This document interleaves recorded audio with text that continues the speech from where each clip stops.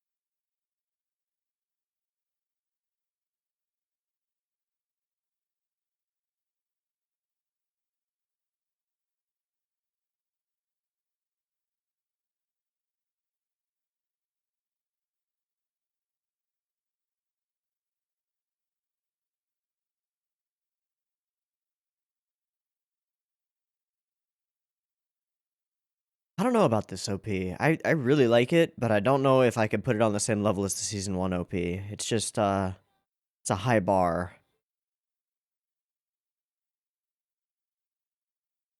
Hmm.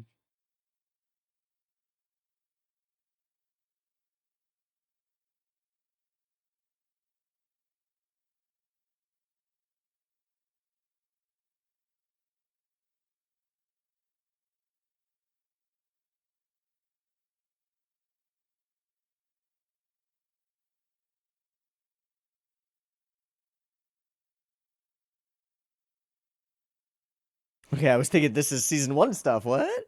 Okay, dreams, dreams, dreams. And a dream of Hollow leaving? A dream of losing her? Yeah.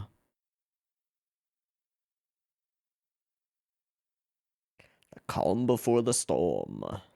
That's not ominous at all.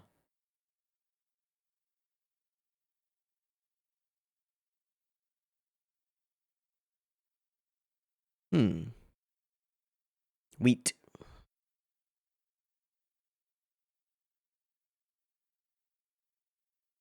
It's not easy.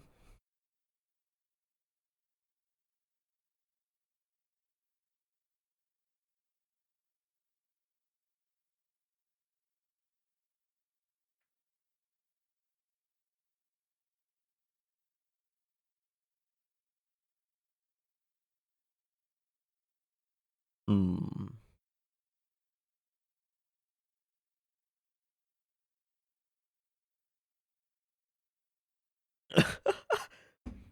Sweet. Hmm. You two are pretty great. Gibatos. Is that the guy in the OP? I wonder. All right. He's attached to the underworld. Yeah,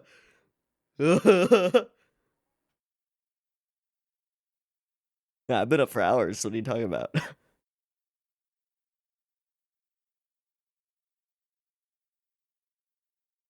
Hmm.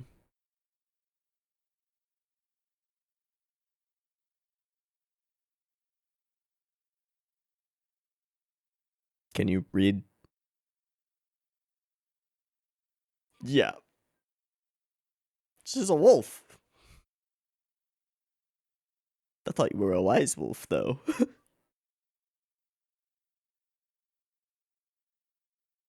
course.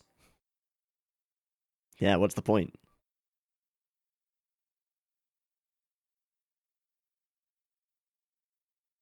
Hmm. Who'da thunk? Thanks for the warning. Yeah. Just a little late. Very true. Yeah. Wag, wag, wag, wag, wag, wag. Oh. Gi? Gi butter? Oh.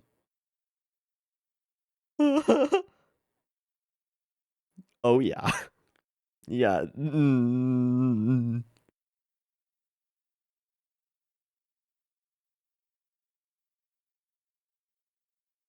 Oh.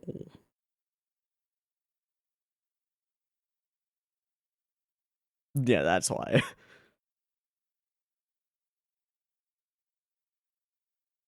Okay.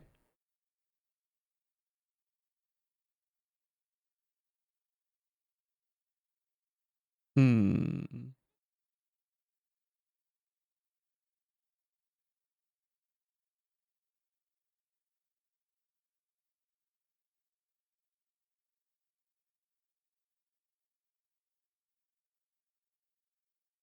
Hmm. Hmm.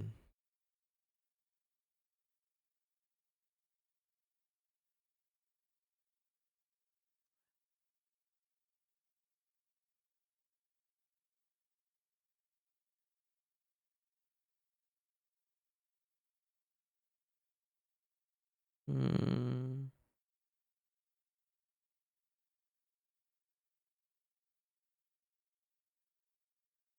Oh.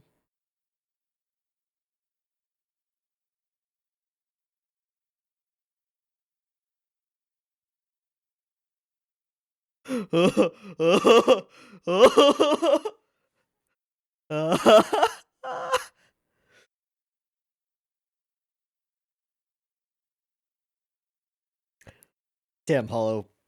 Why you gotta play like that?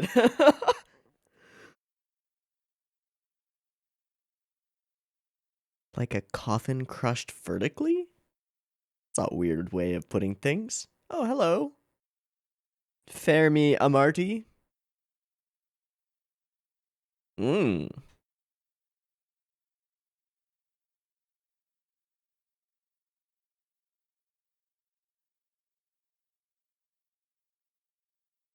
Sweet.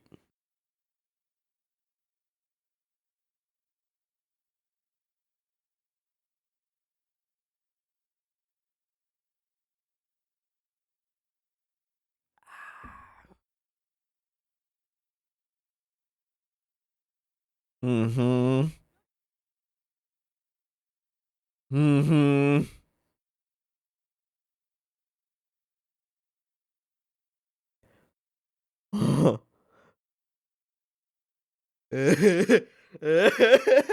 Uh-oh. Tingle, tingle, tingle.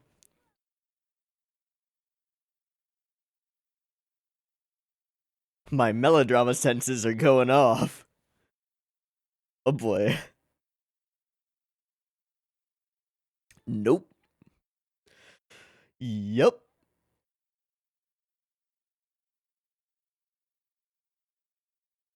Yeah. With a spring in his step. Away we go. Oh, hi, that's the guy with the girl. This is Guy Batos. He's like a coffin who is crushed vertically? That's not what he looks like at all. Holy fuck. It looks like two coffins stacked on top of each other.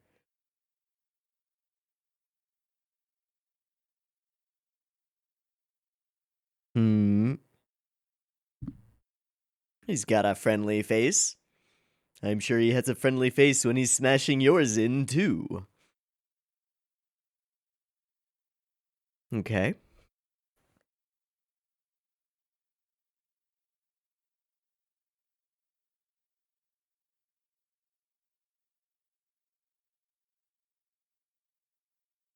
Indeed.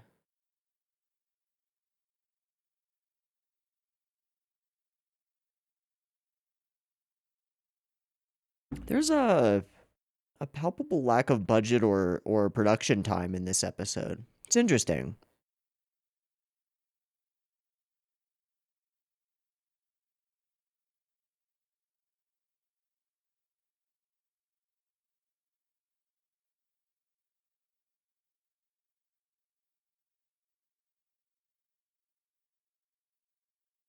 Hmm. The slums? Oh. Outsiders. Welcome back to the sewers. The dank alleys. Shit. Mud and muck.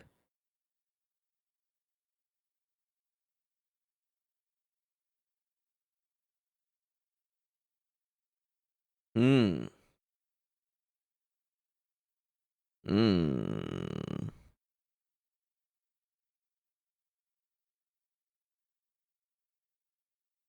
Mmm.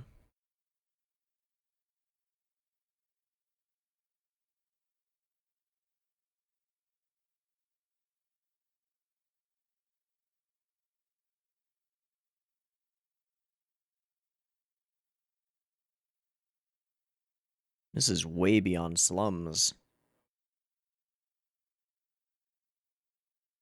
So is this just a natural outpouring of gases from the earth? Right. Yeah.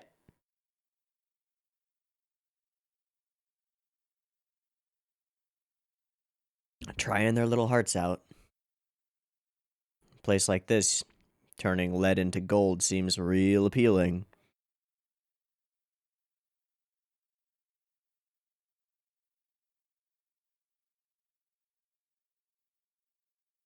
Yeah, as long as you're with me, you're okay.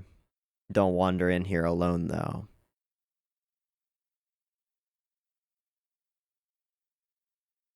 Is this her? This is gonna be her.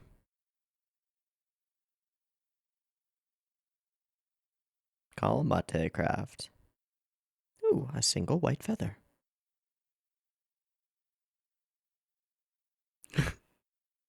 Hello, vampire lady. Hmm. She seems okay. She seems alright.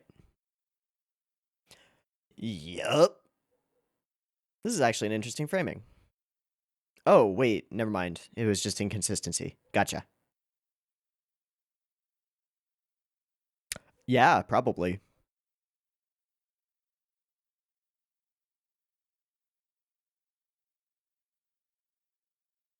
Dion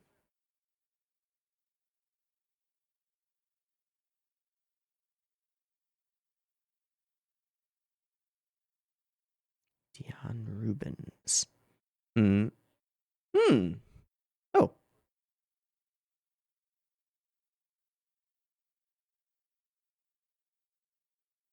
okay. And feathers everywhere. Yeah, you're not a witch? You sure? Are you positive? Got a lot of books. Right.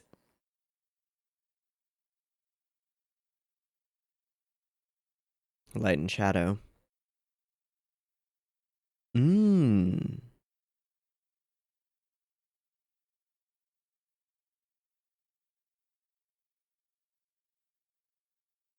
Hmm.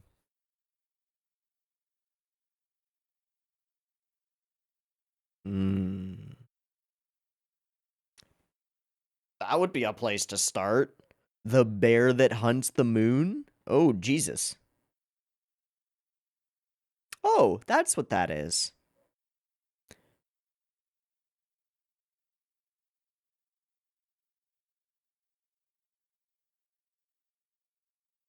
Okay, that's very weird. It's a legend.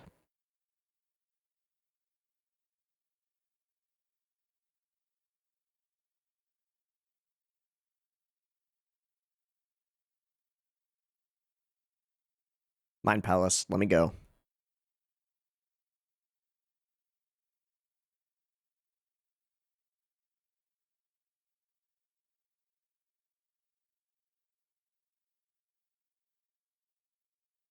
Hmm. Ooh, I like this track. Oh, that sounds like the place. That sounds like the place.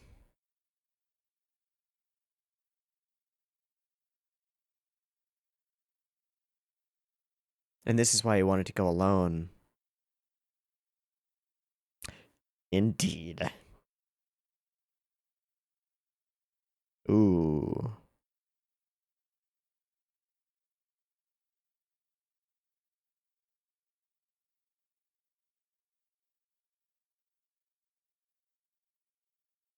Yeah, that was pretty cool.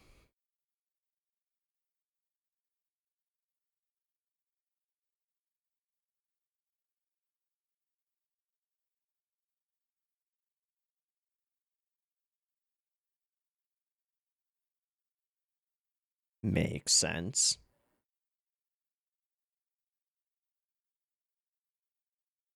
Mmm.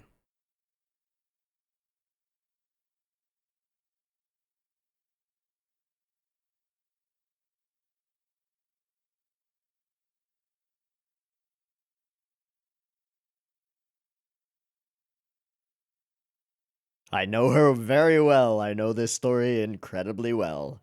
Oh boy.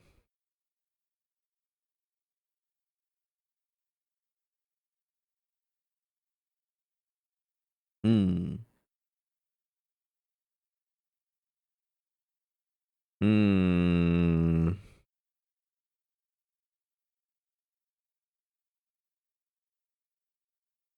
Oh, is that the wife? Must be.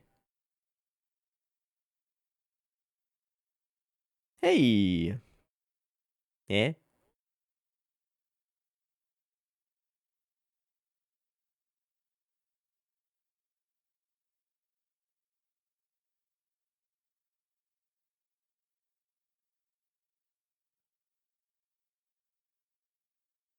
Hmm. Hmm. It.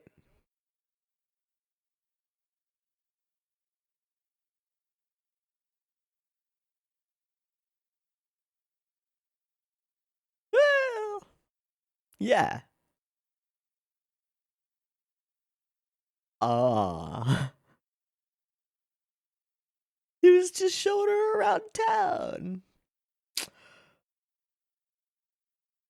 That immediate fall in his voice.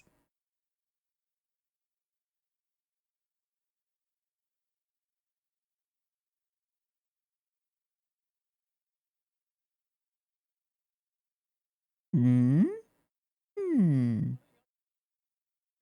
But is it? Hmm. Yeah. Yeah.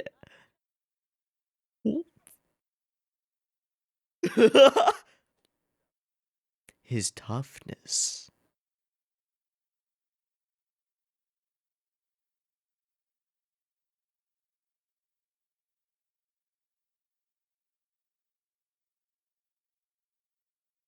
Shit.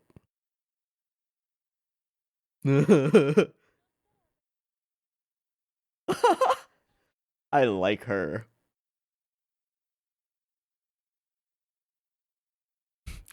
Walking back, gotta get back. Oh fuck, what did I do? Yeah, fam. Oh shit. Hello?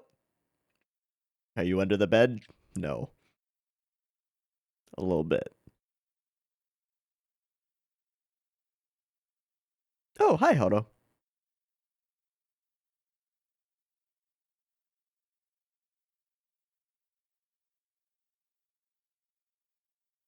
Good night, Hollow.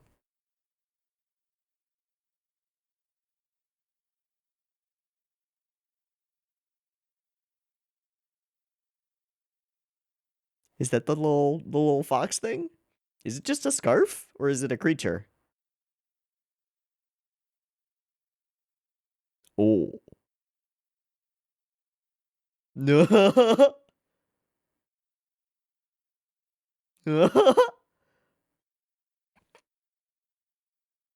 Job done. Mm,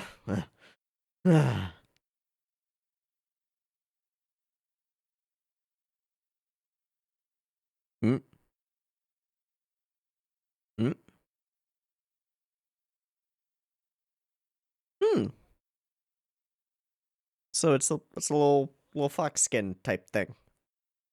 Okay.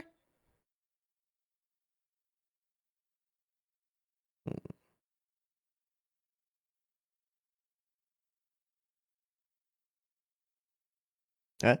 Mm-mm. Mm-hmm. Because I'm a little jelly.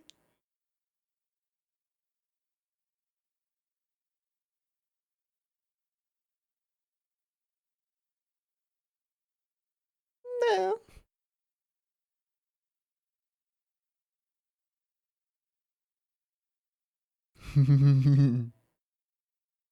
So told him it was a big debt.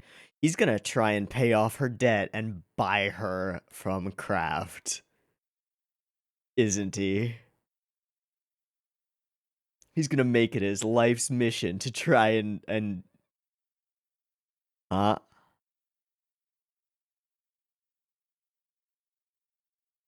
a die that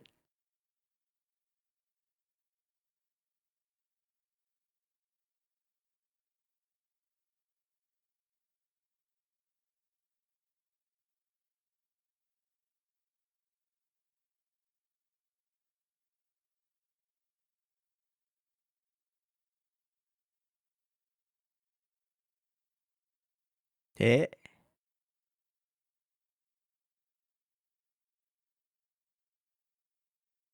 Oh, he was just cold reading. Hey, that's pyrite. Snake oil. Oh.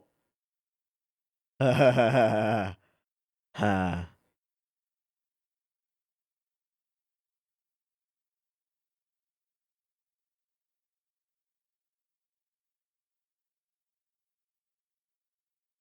Eh. Hmm. You sure it's the fate one and not the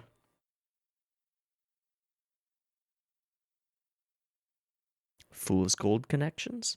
Who's at the door? Oh, hi. Lunt?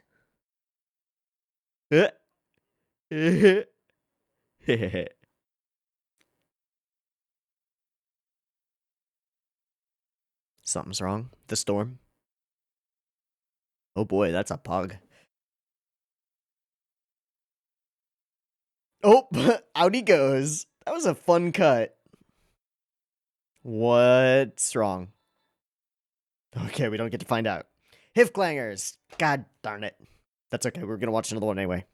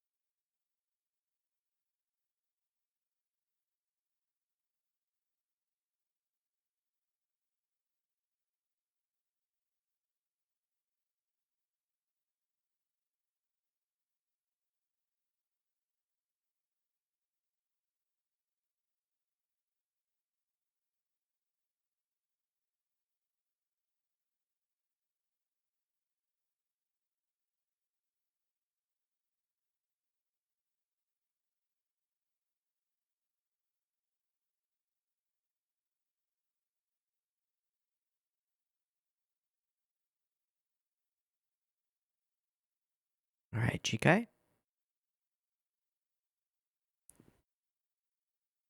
I wonder what that means.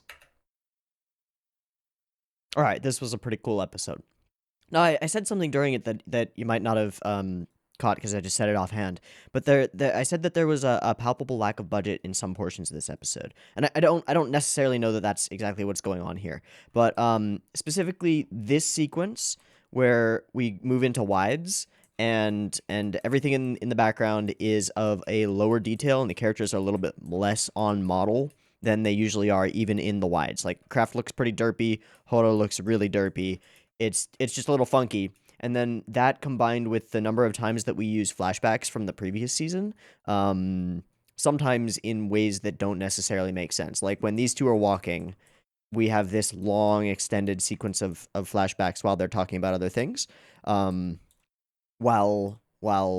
Guy, right? I think so. While Guy is talking about himself. It's just a little bit more than maybe expected. It makes me think that they maybe didn't have time to animate a lot of other things. That said, there are also a bunch of scenes in this episode that look fantastic. Every time we cut to like characters close up, they look great.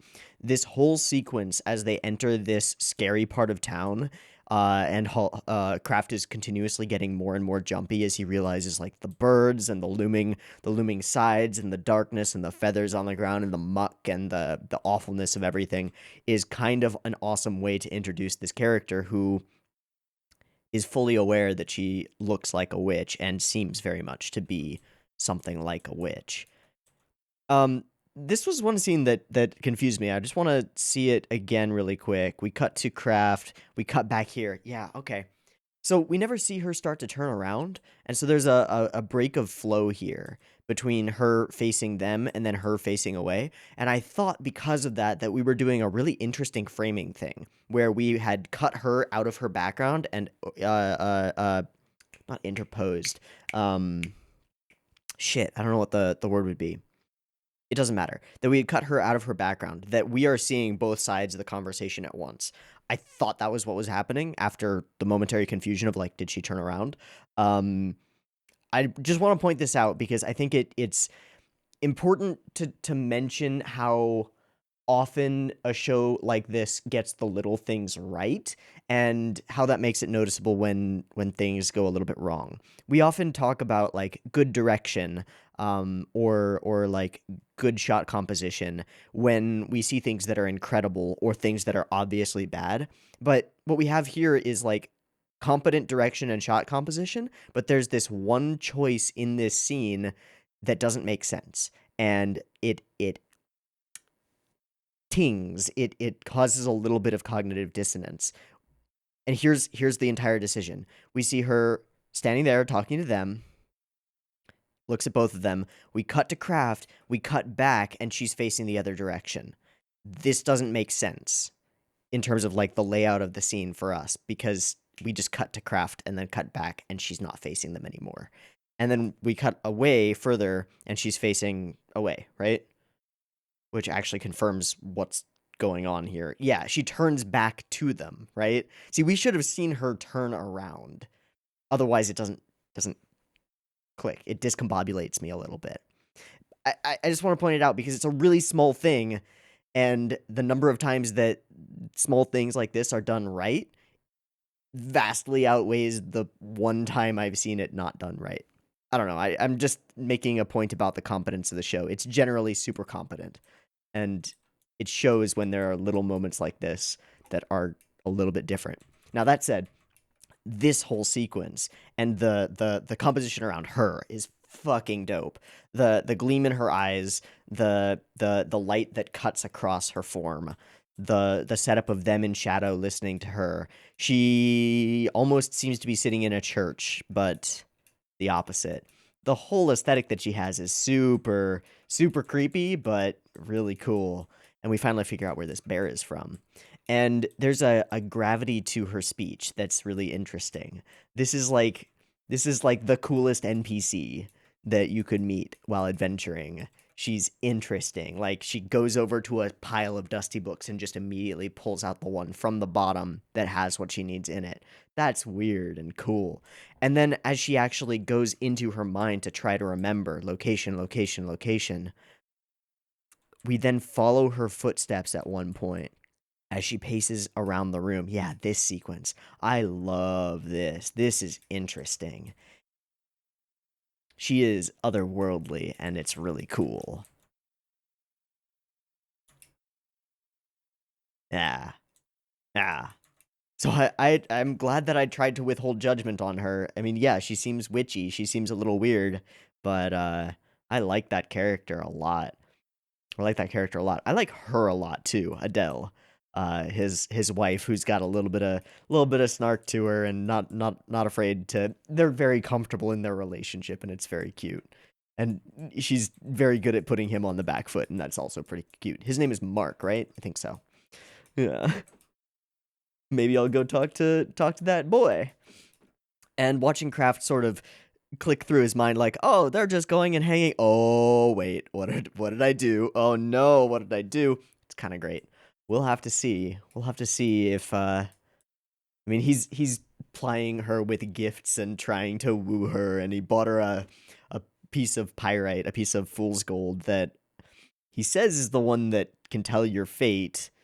I have a feeling it's the one that makes you fall in love, because that sounds like the kind of thing a kid like him would do.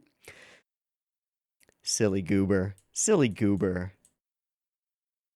This whole sequence where he's taking taking off the things that she has on so that she doesn't fall asleep in them is super cute, as she like just topples forward, topples backward, and he's just trying to, oh, it's so cute. It's wonderful.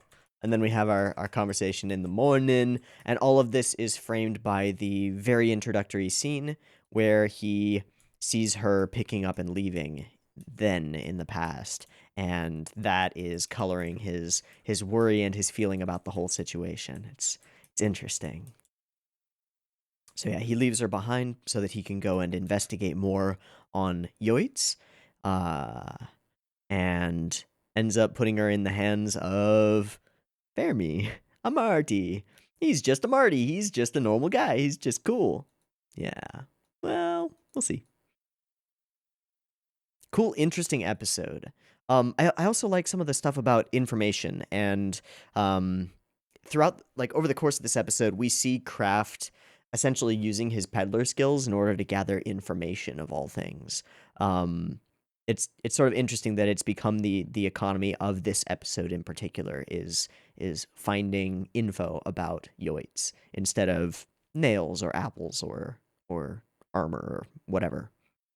Another thing of value. It's pretty cool.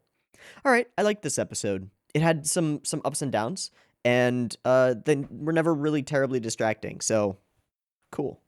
Let's go ahead and take a quick break, and then I'll do a Sinky thing, and then we'll come back and we'll watch episode 3. Okay? See you in a moment. Peace. All right, welcome back. We are all synced up and ready to go for episode 3 of Spice and Wolf season 2. Did some hanging out with Fermi Amardi. Got some little fox thing, which makes sense now. It's not actually a little fox character that follows her around. I was kind of hoping that it would be, but it's a scarf. And a little square rock, a little piece of pyrite or fool's gold that apparently tells you your fate or makes you fall in love. One or the other. It doesn't really matter. Marty's very clearly trying stuff. And apparently Horo told Amarty that she was following Kraft around because she owes him a large debt and is trying to pay it back, which makes me think that Fermi is going to try to make a bunch of money and then pay Kraft so that he can release this damsel in distress from her debt and him. And yeah. That might not work out. That might be a little bit awkward. In any case, let's go ahead and dive on into the episode. Beep beep timer.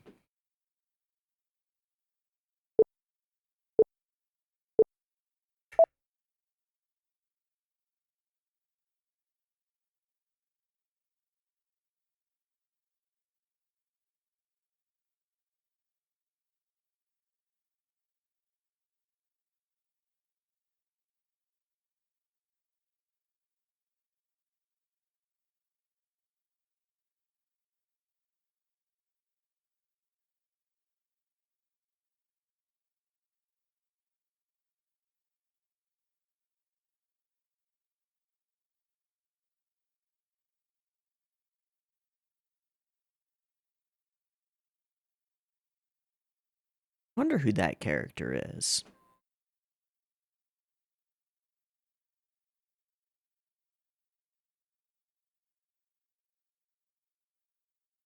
Hi, Fermi.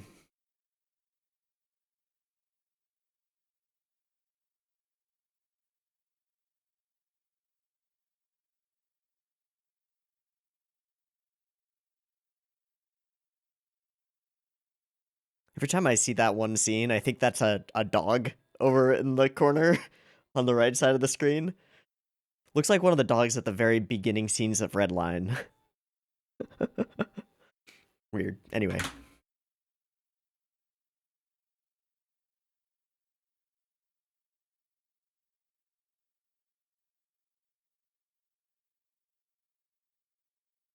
What's going on?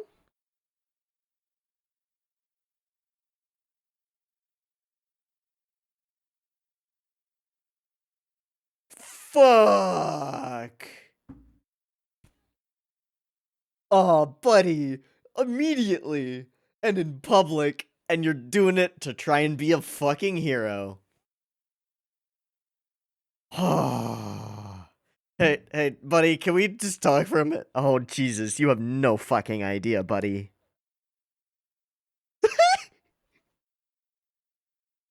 Ah!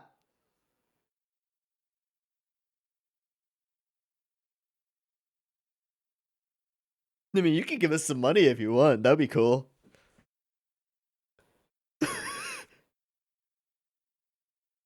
Nope.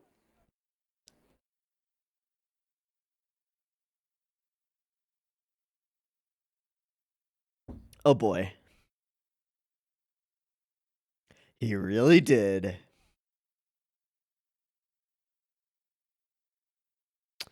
Ugh. No.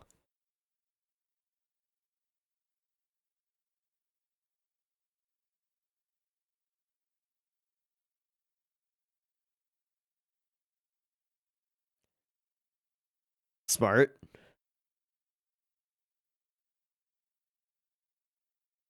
Ooh, that's some money.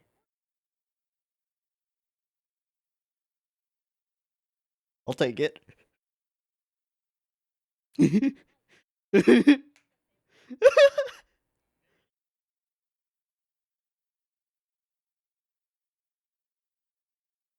Hey, yeah, sure. I mean, cool.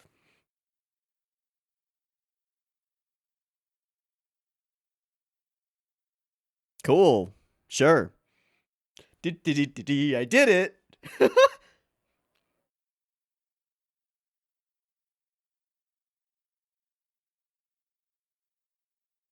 I certainly hope you're right. Yeah. Oh, hi, buddy. Indeed.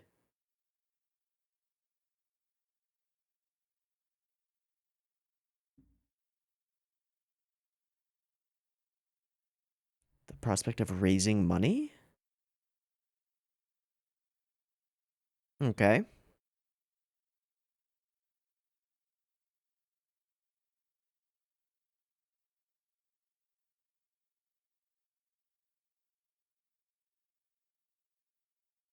Hmm. Speaking from experience.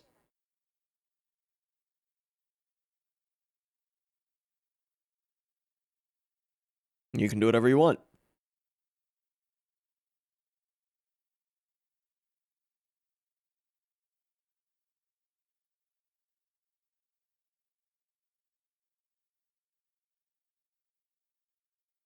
Nah. Of course.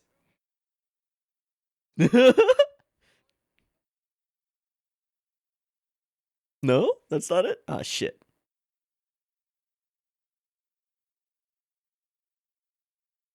Hmm.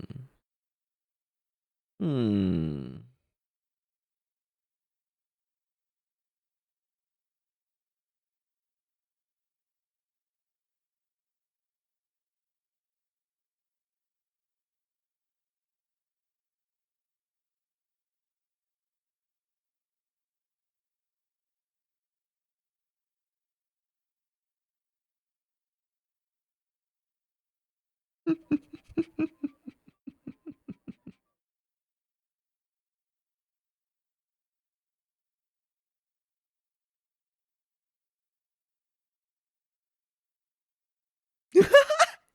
That was great.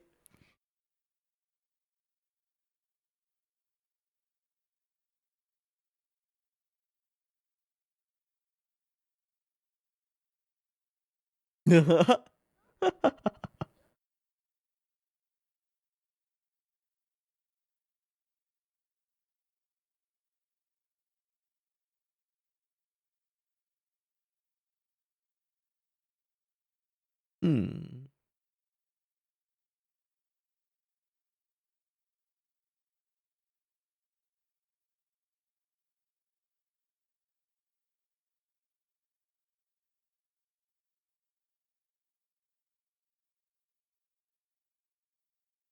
Mm-hmm. Mm-hmm.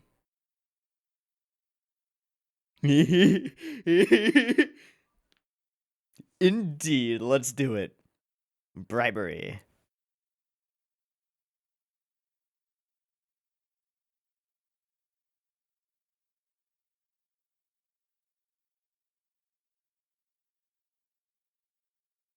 Yeah, she's gonna fuck with you on at every turn.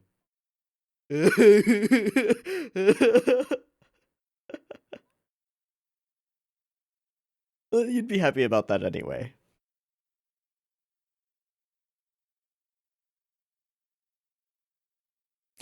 Bingo. What's up, kiddo?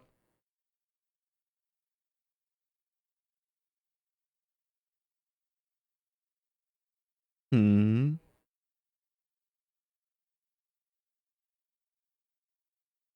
Hmm. Just based on taxes. Wondering if he'll go for gambling.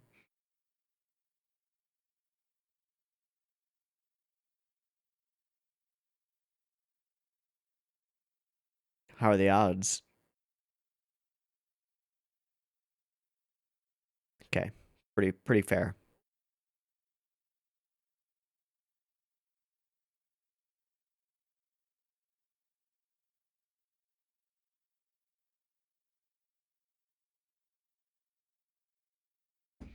What? What? What?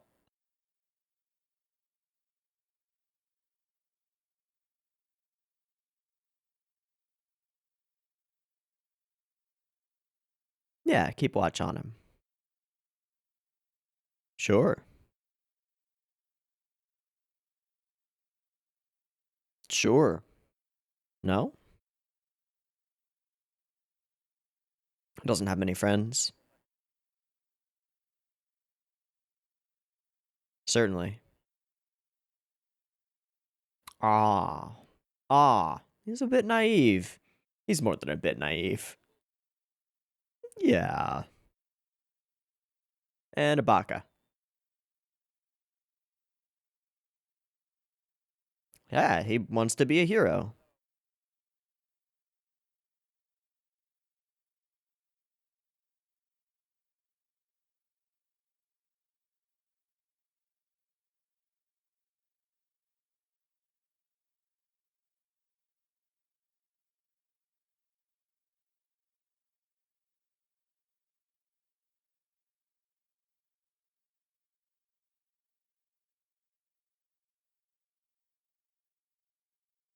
Yeah.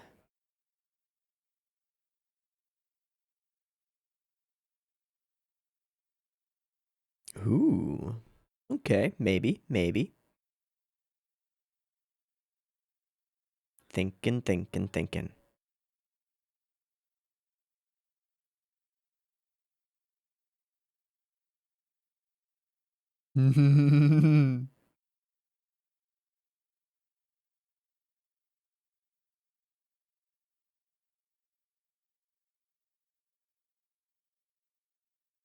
Mm-hmm. Oh.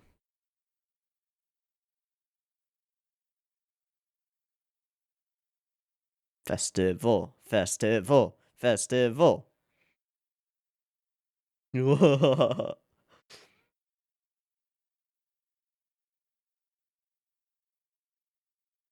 Eh? Oh, up to the window. Nice, smart. Oh, interesting. Music.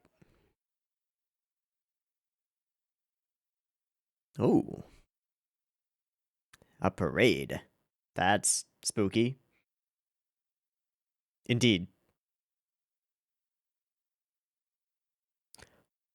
Familiar. Effigies. Yeah, the pagan deities. That's a lot of bagpipes, isn't it? Oh,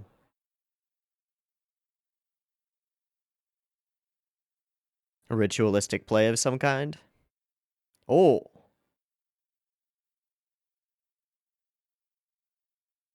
okay. This is a fucking fun festival.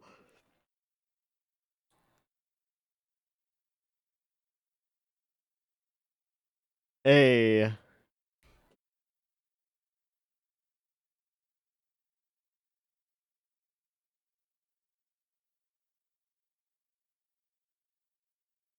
Say yes. There we go.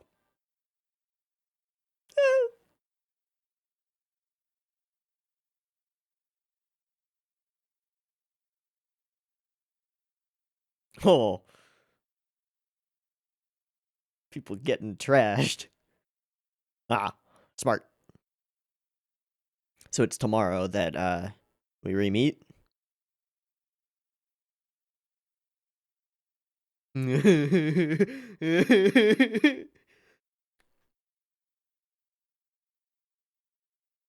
That was such a great scene. Oh, hello.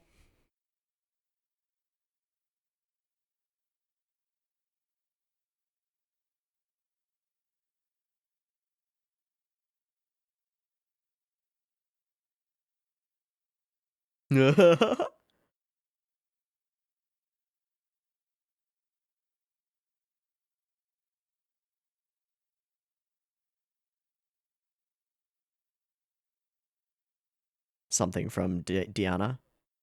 Yeah. Yeah.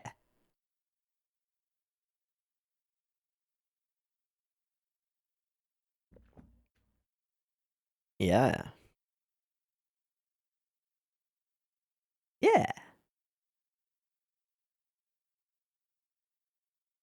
Who else is it gonna be?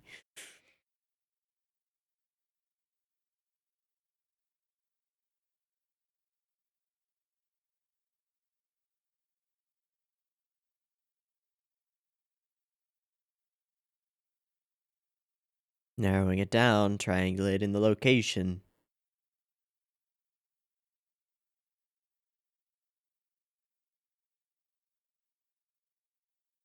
Aww.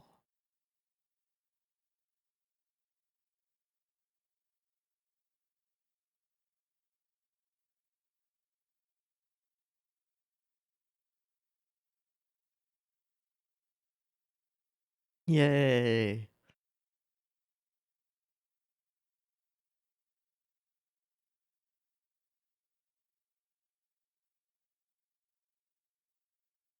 Tact, buddy, tact. How about a dozen years?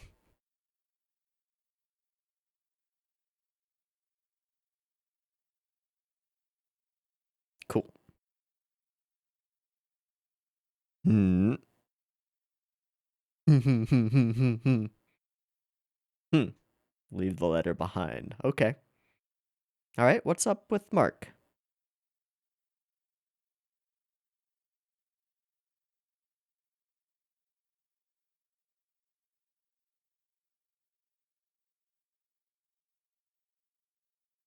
What'd you find out?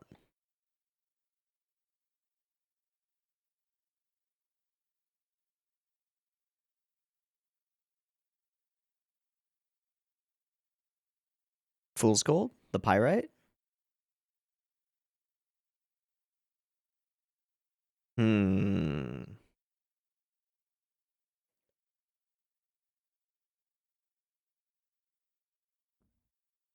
There are inquisitors in this town? Yeah.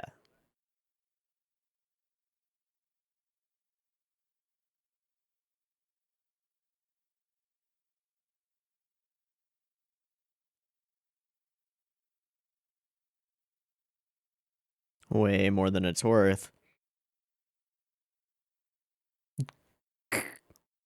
That's a lot of money. Also, Lunt is listening into everything very carefully.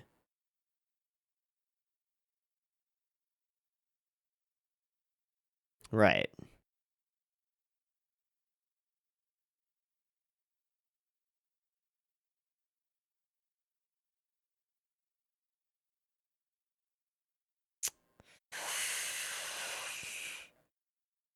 Yikes. But it's scammy. Oh yeah, yeah, yeah. It's worthless. Sure. For sure.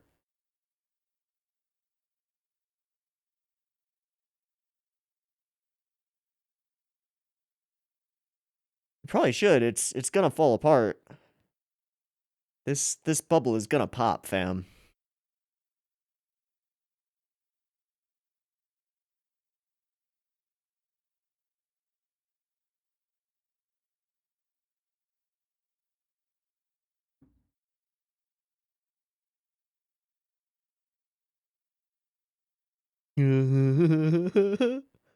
One cannot buy a princess.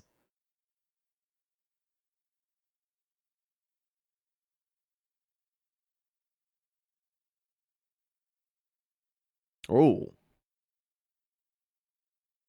pretty much for sure.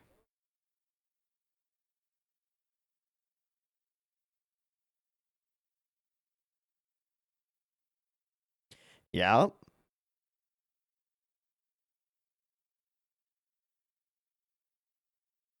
Hello, princess. What's wrong? You can read? What? What? Yoichi was destroyed? What are you talking about? Oh, the bear.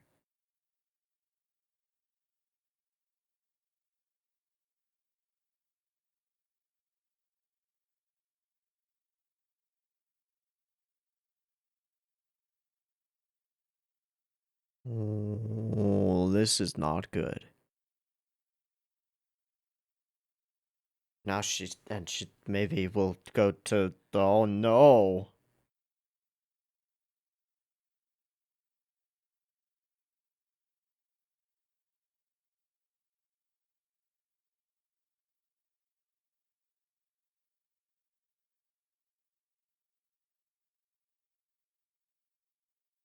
Oh shit.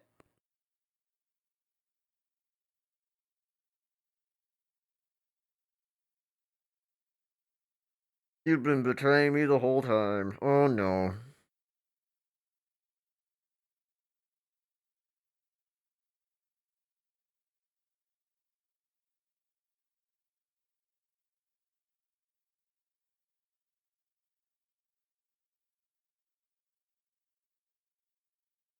Oh fuck.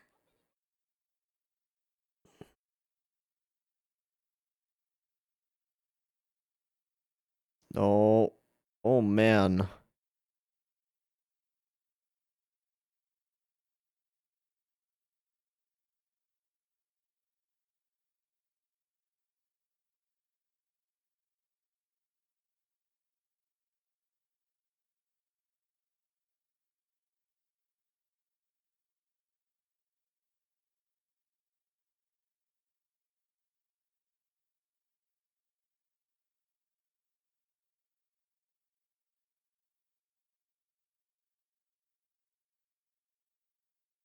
Oh jeez.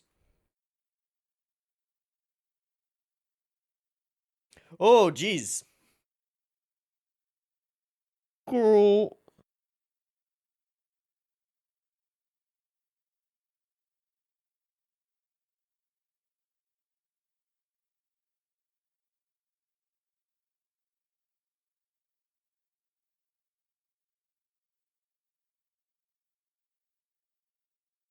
Shit, fuck, shit.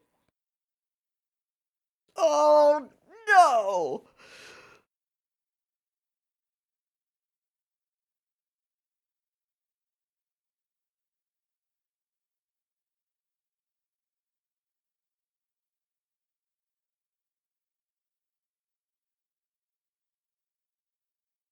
I would throw away all the silver in the world to keep traveling with you.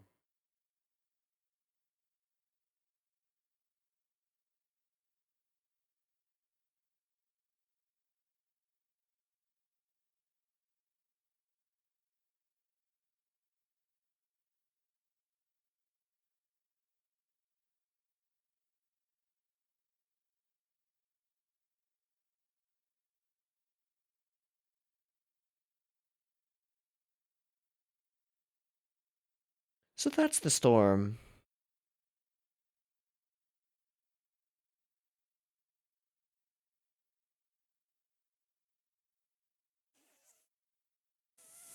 Fuck, that was good. And bad, very bad.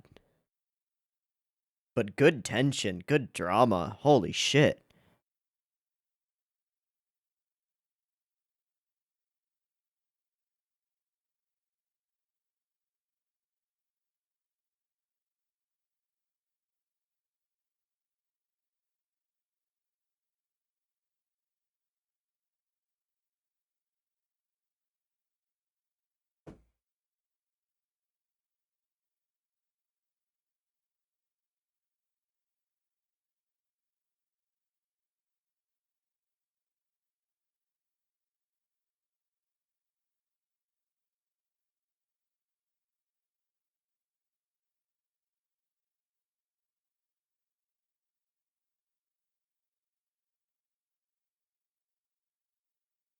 Wow.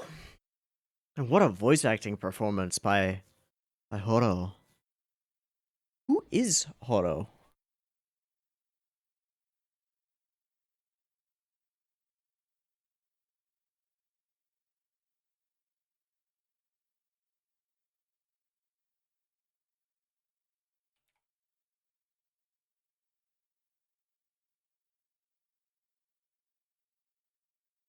Okay.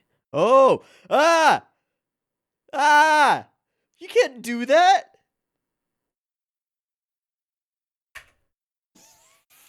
Fuck! Okay, who is Horo?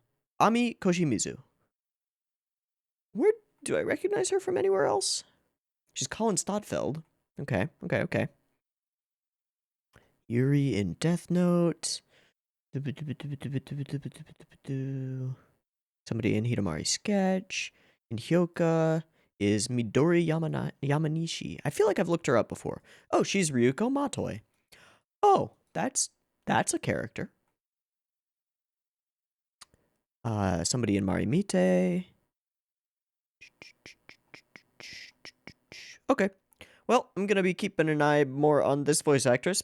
See if she pops up in any other shows that I end up watching. Because holy shit, that was a performance right there. I mean, she's always consistently good, but this breakdown that she goes through at the end of this episode is so good.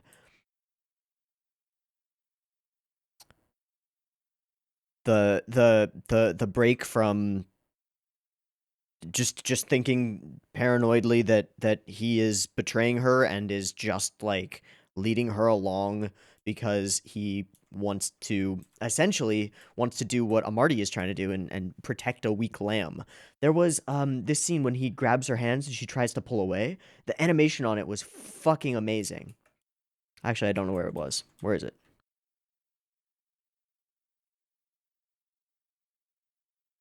Yeah. Yeah.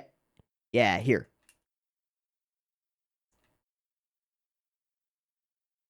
Yikes. And weirdly, I don't know why, but weirdly parallels the same style and the same character moment as like taking her things off earlier in the episode.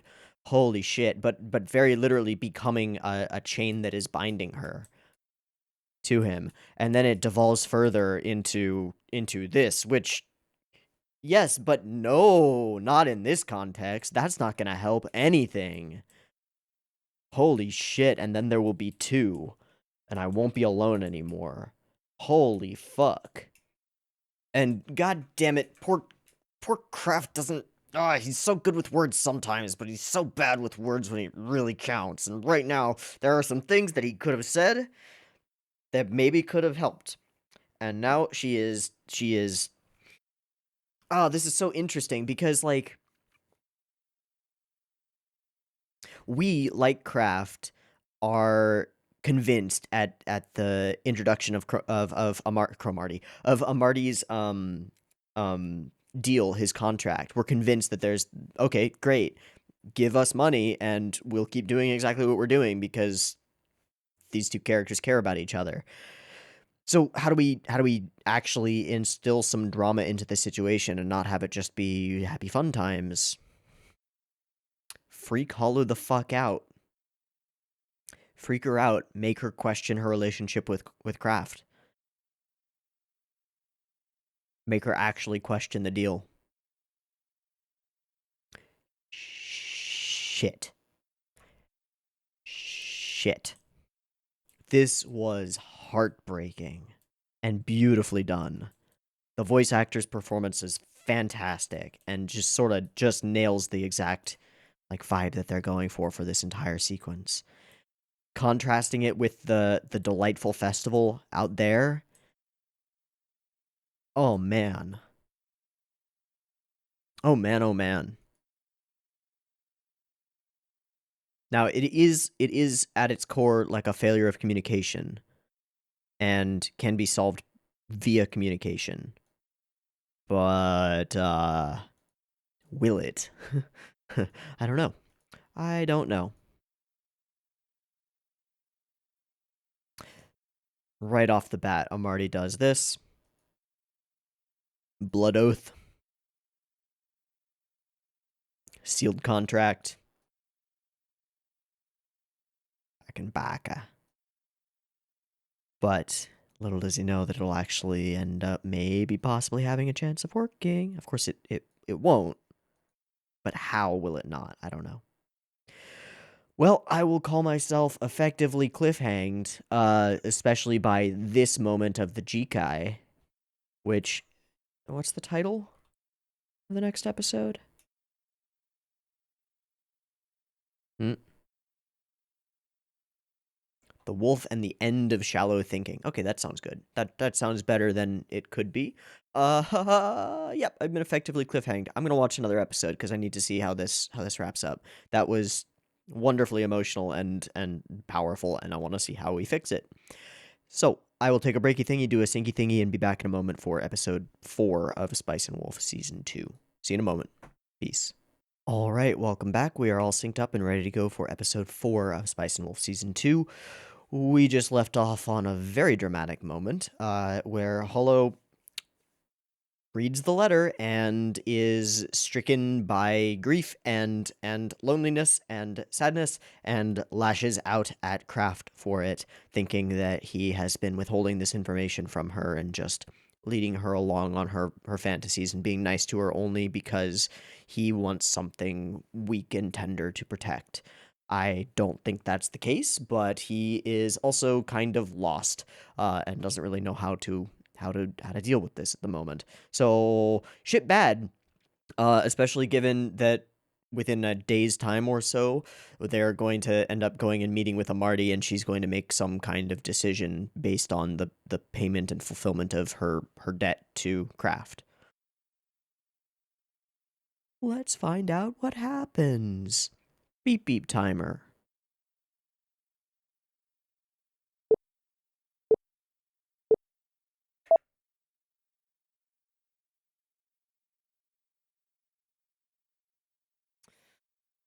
Oh boy.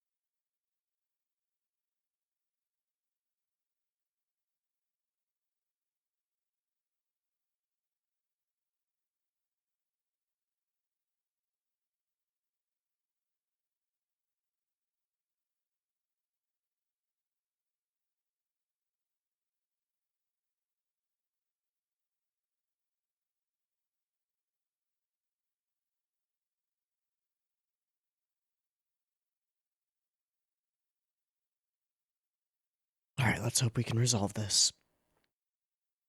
And the festival continues.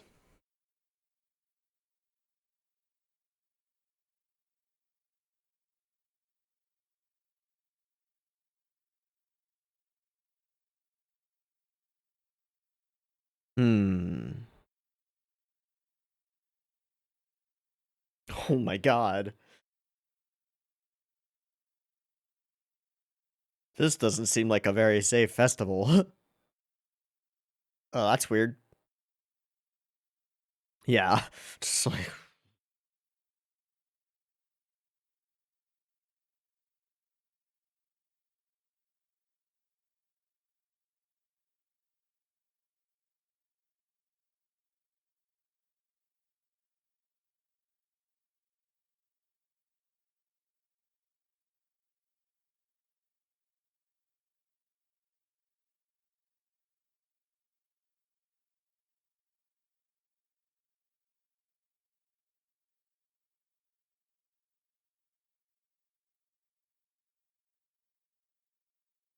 man, this is so bad.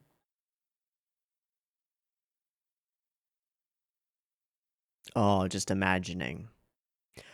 Motherfucker is putting that in the.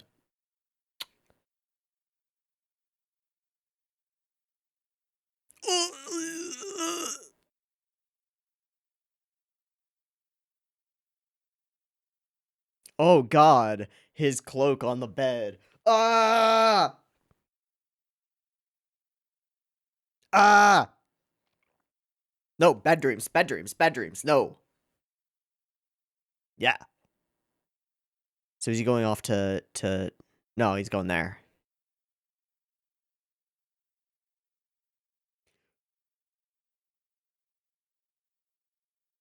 Yep.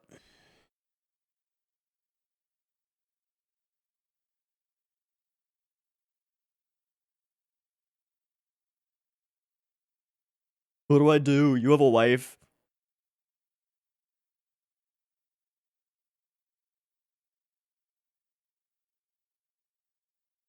Hmm.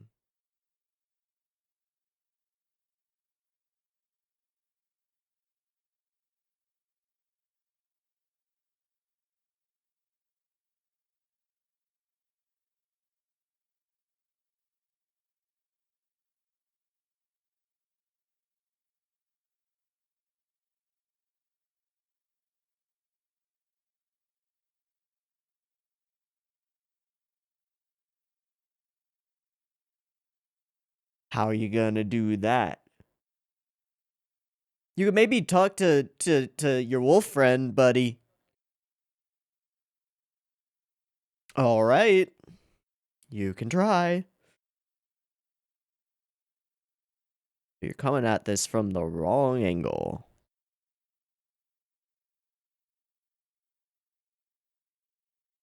I don't know, dude.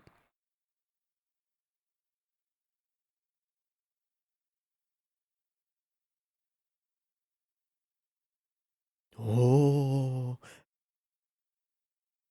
little bits of rock. Ooh, shiny rocks. Yeah.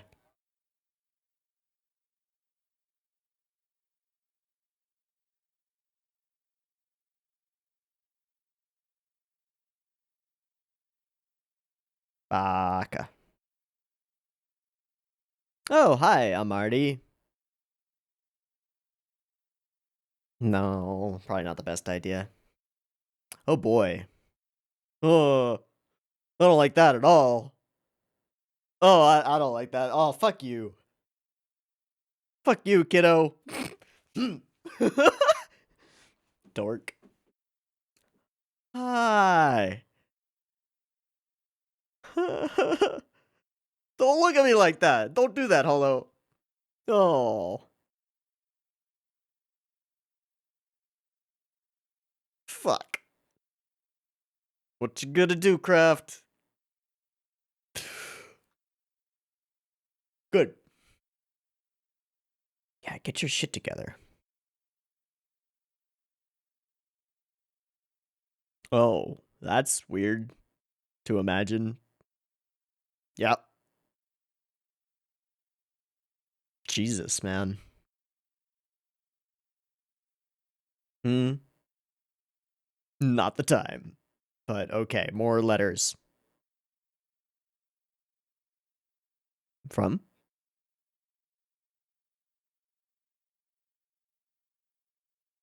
Eh. Uh-oh.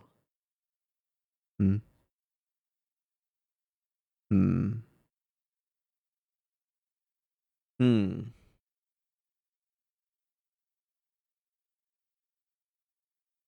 Oh, got him to brag to her. She's still helping. And the other letter? The contract? What's that? She signed her name. What is that crazy contract? What is that crazy contract? She can't read it. She doesn't know what she signed. Wait, she can read it, though. Or can she not? What does that contract say?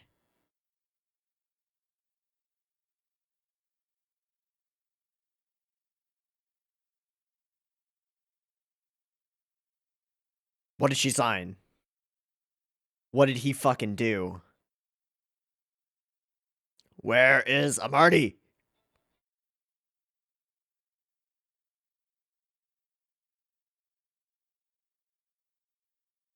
Whoa. Nope.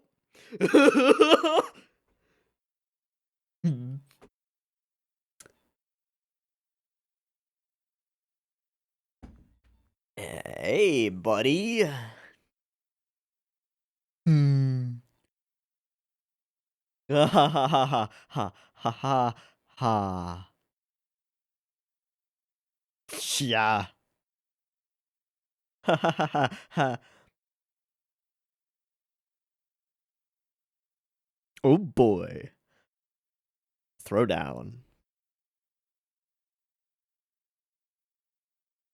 You're gonna ruin your investments in Fool's Gold?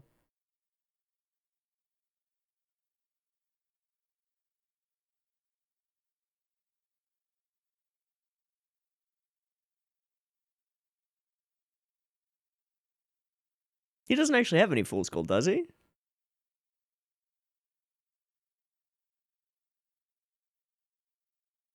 Yep.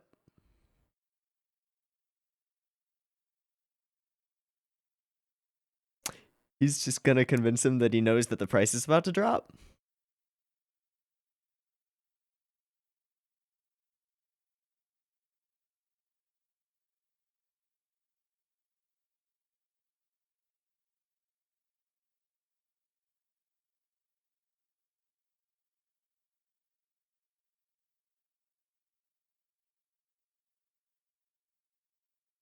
Hmm.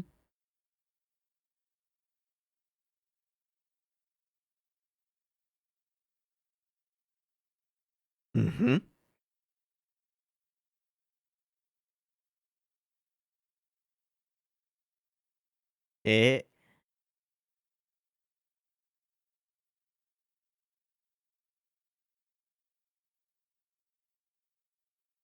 It'll be worthless by tomorrow.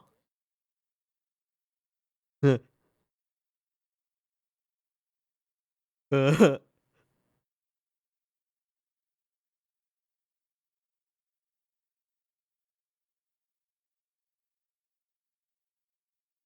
Uh-huh. Uh-huh. But if you believe that it's going to double, right. Right. But what if it goes down? Then you fucked up. Yep, let him believe what he... Yeah. Indeed.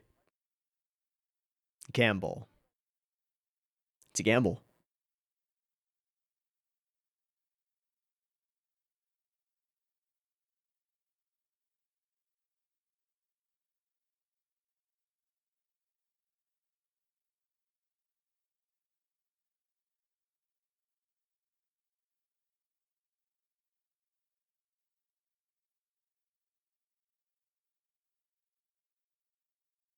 Just like the armor, exactly.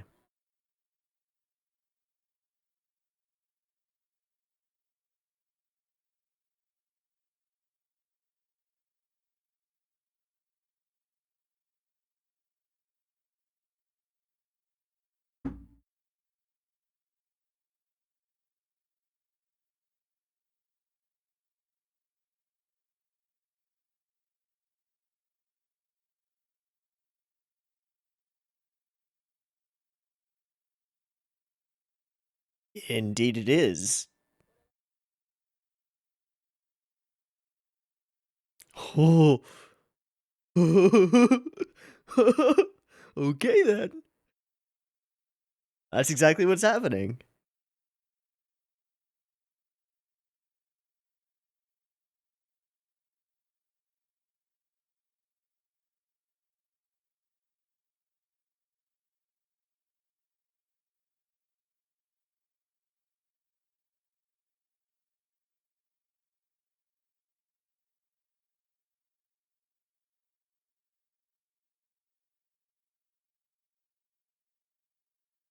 Oh, that's nice.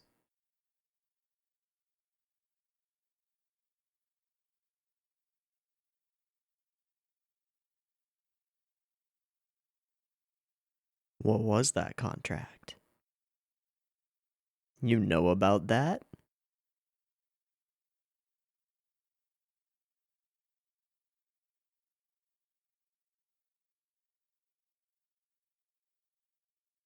Hmm.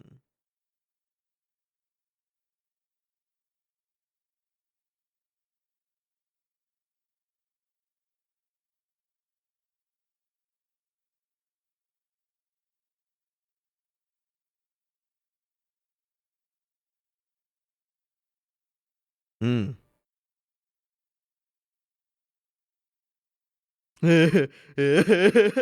Got him, knight.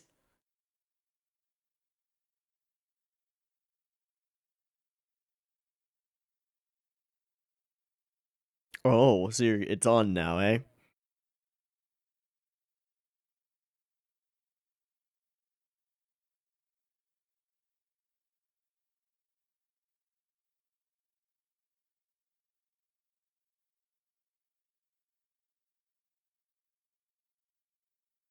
Perfect.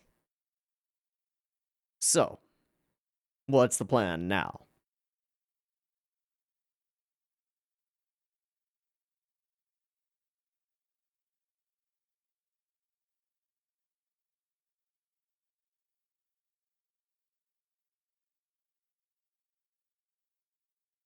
Something about the wheat?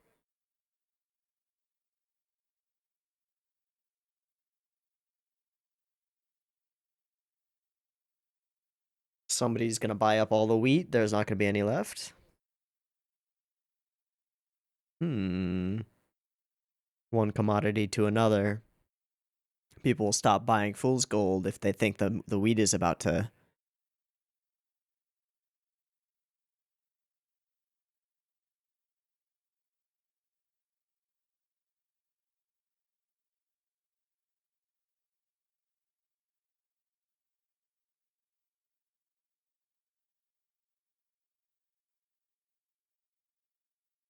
flood the market.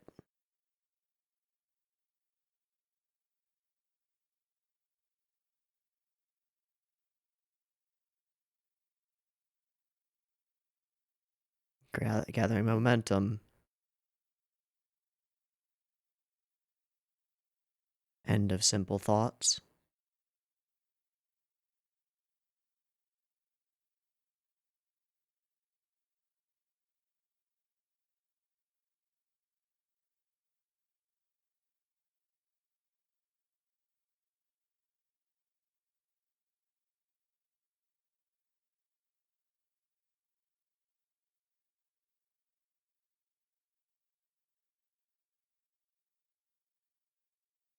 Hmm. Hmm. Crafty. Okay.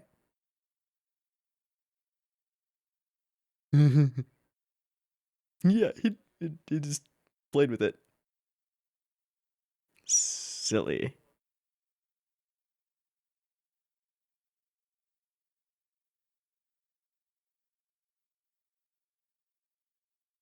Connections.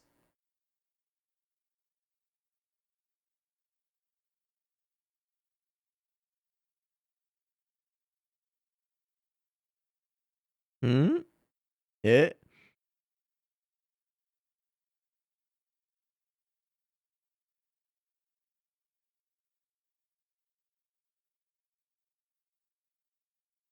Respect.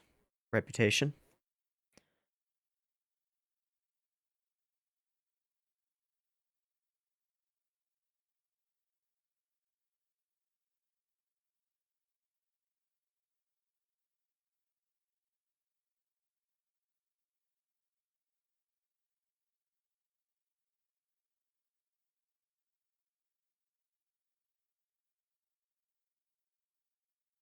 Connections and reputation. Connections are valuable.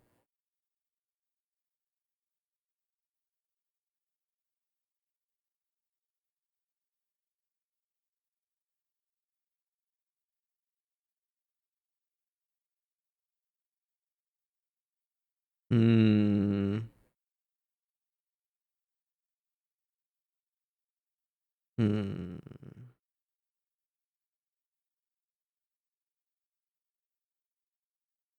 This is about more than just me.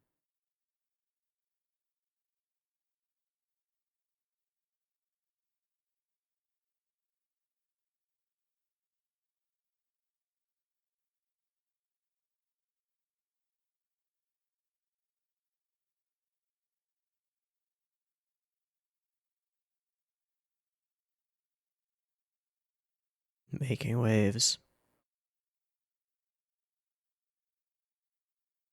Hmm. Hmm.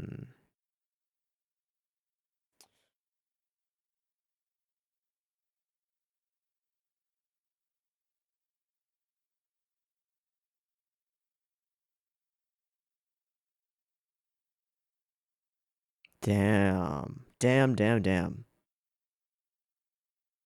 I hadn't thought it through from your perspective.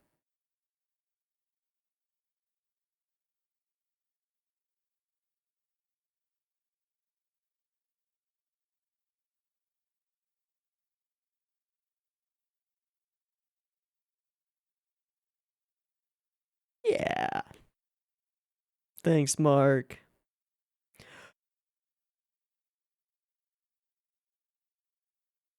Oh. That's what. Oh.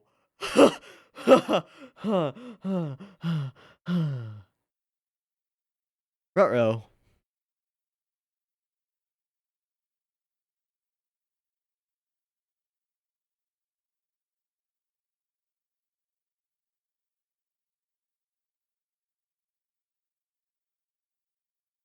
The jeweler?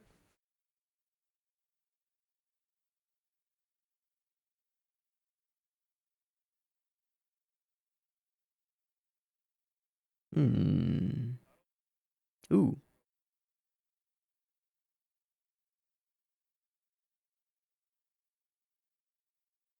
Is she?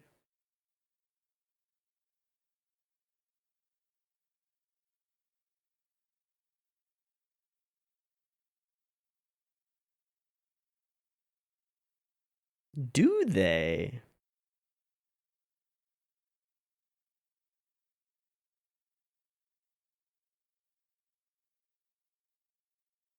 Gimme, gimme, gimme, gimme. Mark, you're a genius. This is great. This is perfect.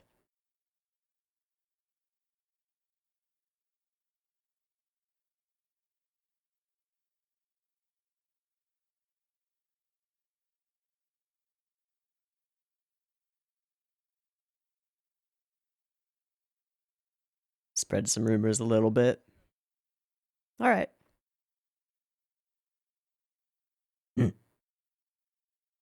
All right, this feels like the turn.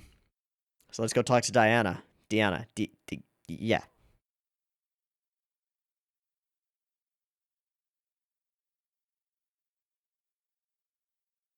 Aww.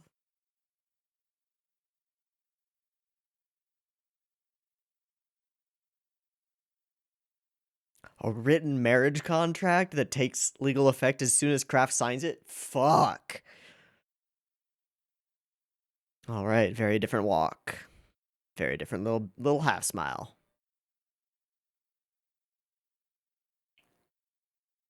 Yeah. Yeah.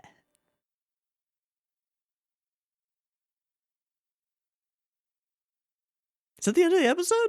No. No. No. Fuck. I want to see how this whole thing plays out. God damn it. Why'd they have to put a, like, multi-episode arc in the beginning? God.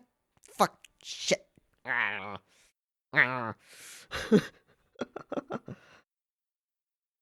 gonna get sucked into another one. I know it. Shit.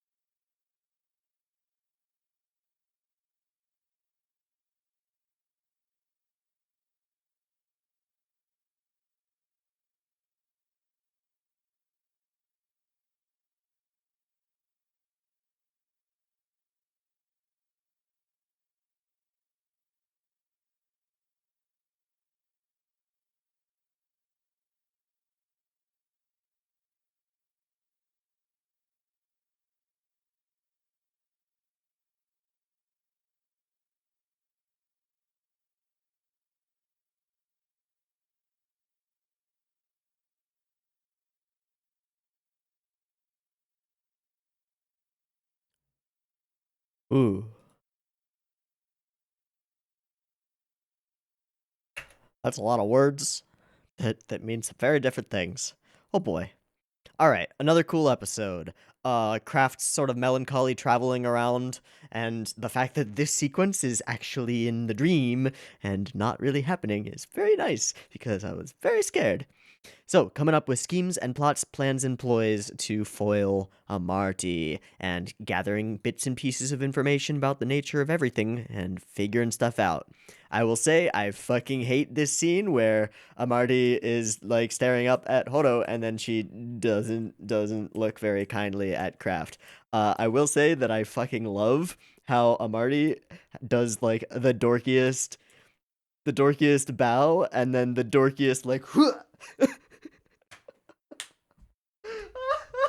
Oh, it's so chuny. I love it. I love it.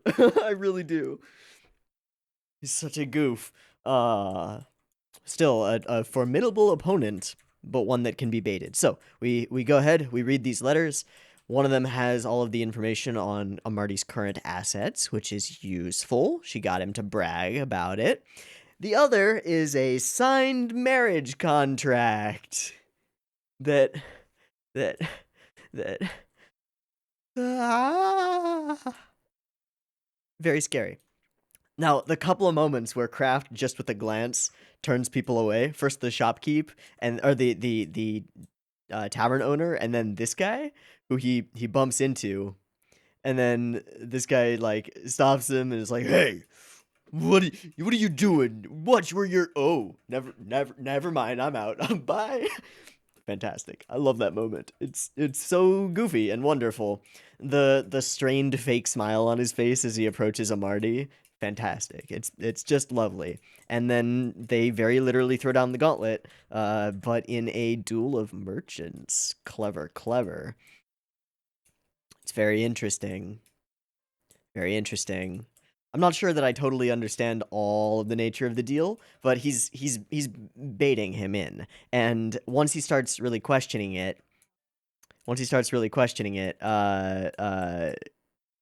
Kraft goes, yeah, the level of disadvantage is small compared to that. And then he starts talking about Horo. You know, she has cried 3 times in my arms, and I care. She is precious to me, but the knight over here just can't take it. She can't take her being talked about that way. How dare you? How dare you? And he baits him into an emotional decision. So got him right where he wants him. He just hasn't lined up all his ducks yet. Main duck that is not lined up is he actually doesn't have all that fool's gold. Whoops. So whoops. He needs to get it. And he expects that he can just rely on talking to Mark and spreading some things around. And Mark has some different perspective, a very different perspective. I can't do that.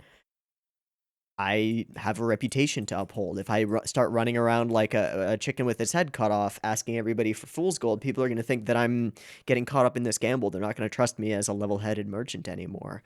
I sell wheat, man. I sell wheat. That's what I do. I'd like to be able to continue selling wheat because it's about profits over time, small, simple stuff, not big gambles. It's not worth it. And he explains this all, and Kraft takes it in stride. Okay, gotcha. But we get a very useful piece of information, which is that Diana knows alchemists, and alchemists have fool's gold, and nobody's gone and talked to them about it. So you might be able to buy a shitload of fool's gold for not that much money from Diana and the alchemists. And they could probably use some money. Ding! The plan is coming together. Just a little bit. So we find out where the book things in the OP are from. They are from Diana, which makes perfect sense, her being a chronicler. And she is a force for good on that side of town, which is pretty cool. Some dope bro moments. I particularly like this cut and the sound for it when he reaches out and grabs Kraft by the shoulders. Let's see. Yeah.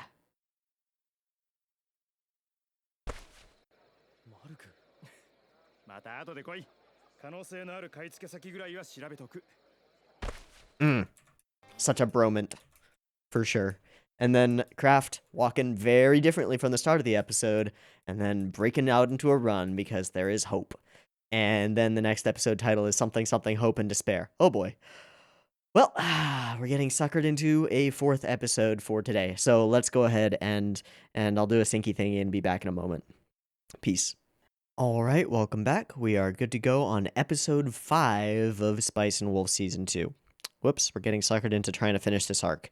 I hope it doesn't go on for like another 3 episodes, because I'm not going to be able to do that. But I will watch episode 5. So let's do it. Beep beep timer.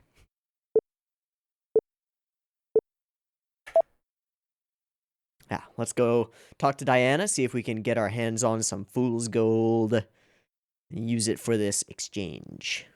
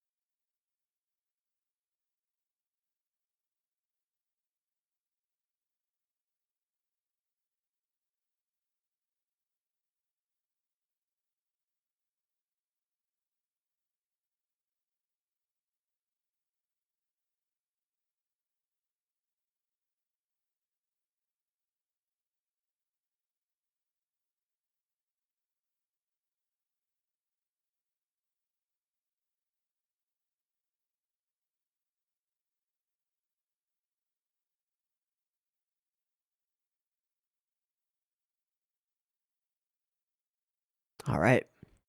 What are we going to do? Go find Diana? All right.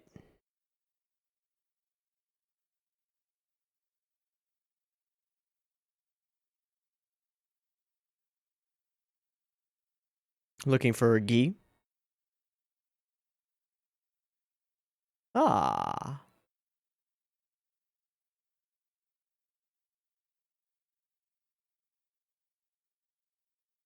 Wolf, hope, and despair. Well, we've got the hope. Hmm.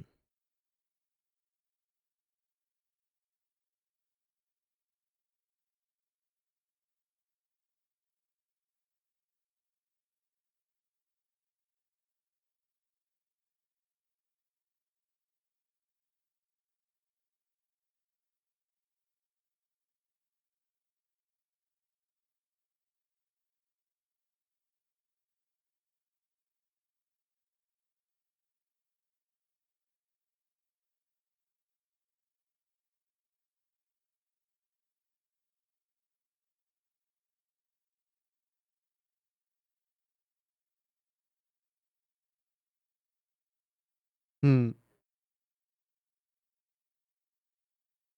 Mm-hmm. Mm-hmm. But not profit.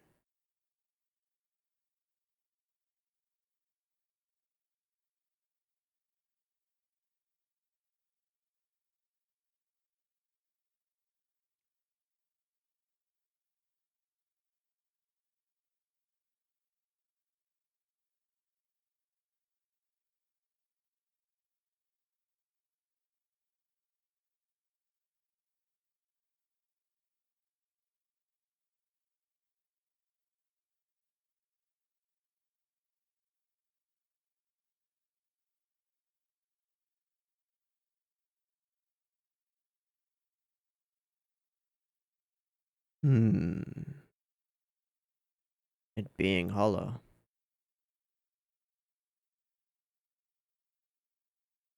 All right. It's an interesting way to put it. What do you think, Guy?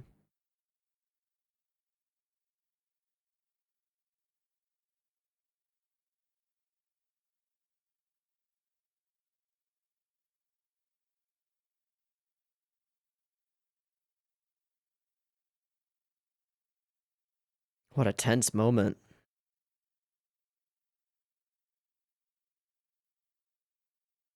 Break the silence. Oh, overwhelming. Let him think.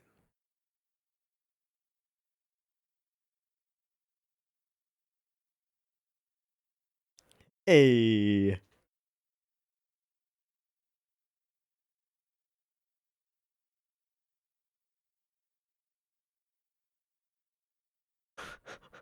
Wow, that was the test, man.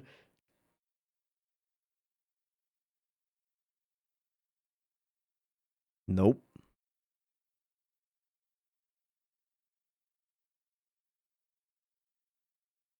Okay.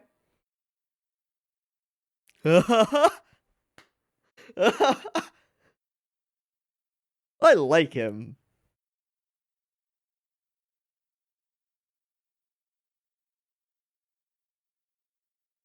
I test to see whether you'd be patient. Wow. Wow, wow, wow. Alright, going alone this time. To the spooky lady's house. Hello, spooky lady. Patience.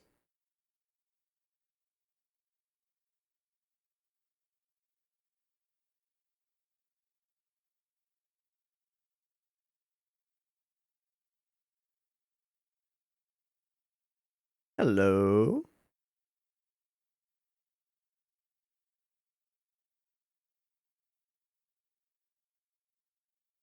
You know the password. In you come. Sit. Speak. Not here. No, I guess here. That was cool framing through the back of that box. Several visitors.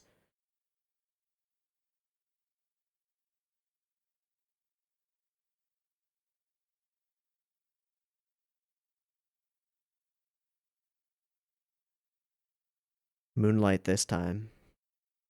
Nope.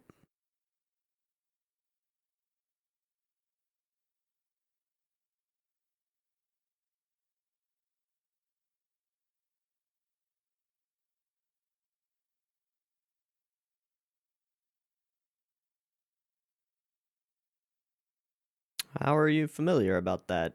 Did Amarty already come and buy out all the... Nah, that would have been hard for him to do.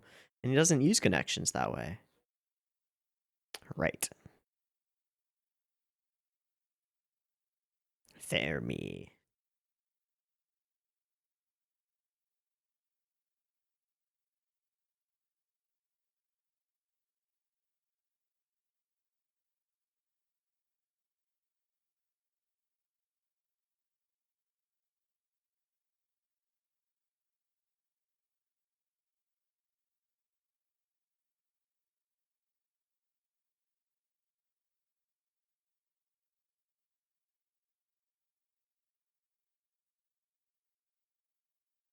Hmm. Hmm.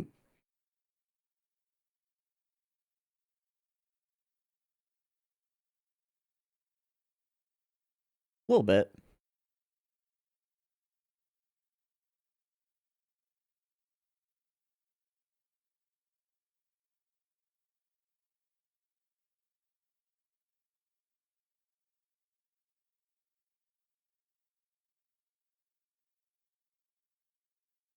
Hmm.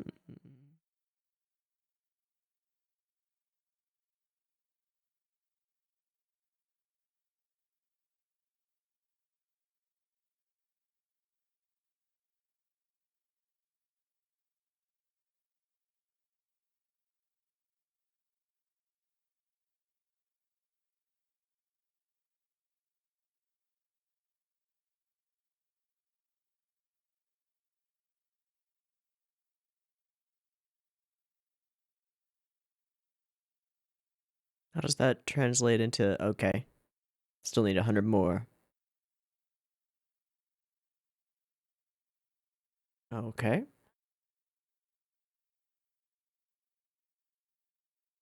Makes sense. No, that makes sense.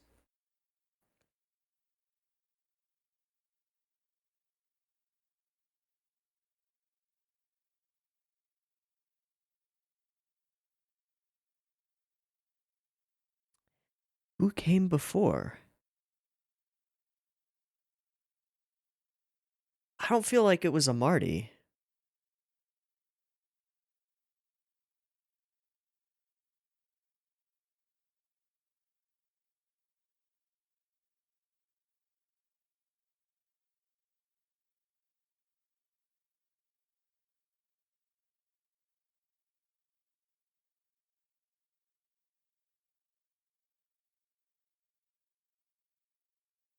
Hmm.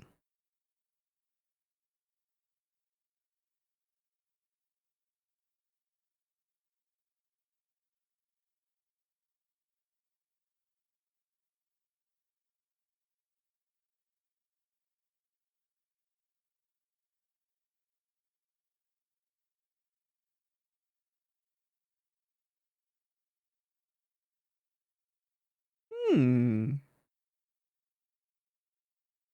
Cool.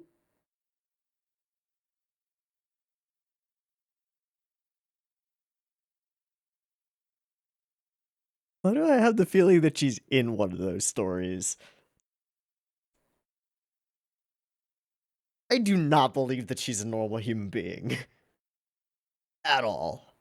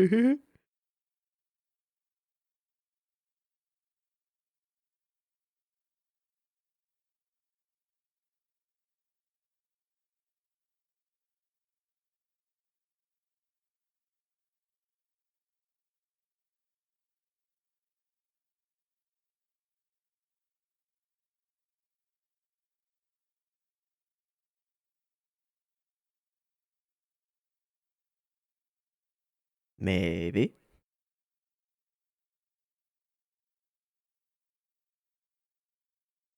Hmm.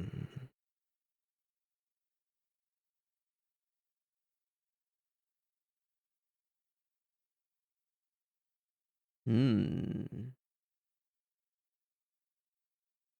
So you just went to talk to some thin-skinned people.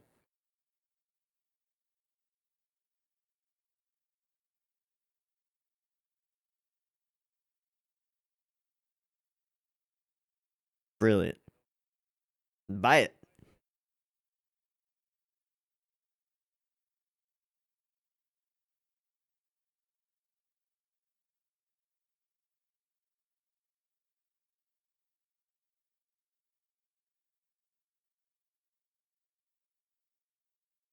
Aww. Just, you got it. Thank you. There we go. A little bit.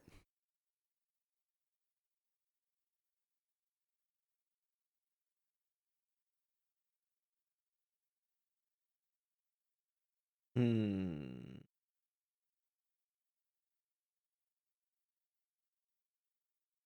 I'd say you're pretty much a friend.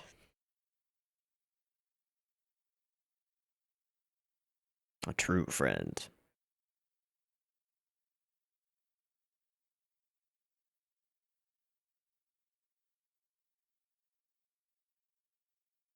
Sure.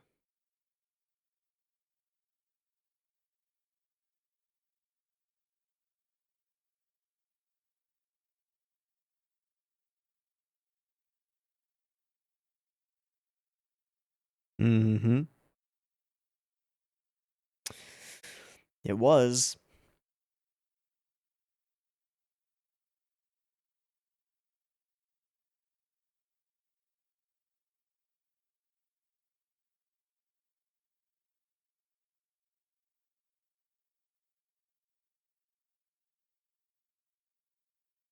What do you say?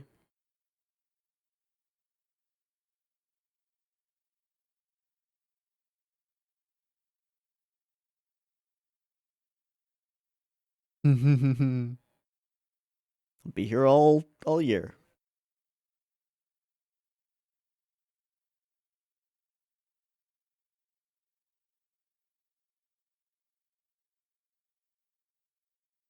Gonna lose it. Yeah.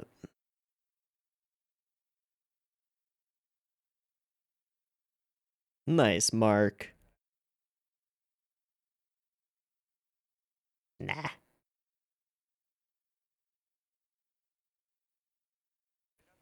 Yep.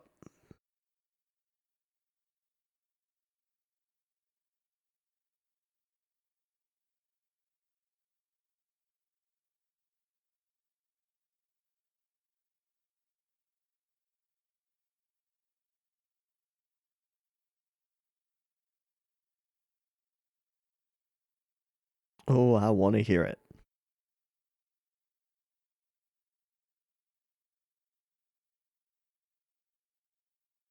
Ha.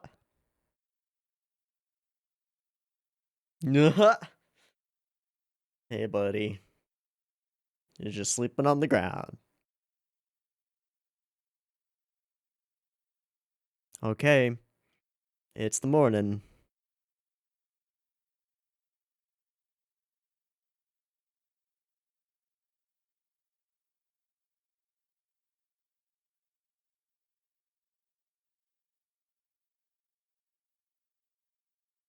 All right.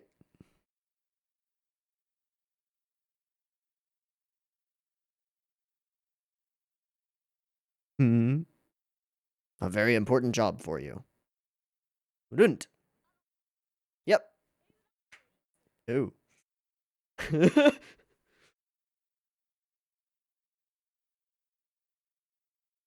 Cool.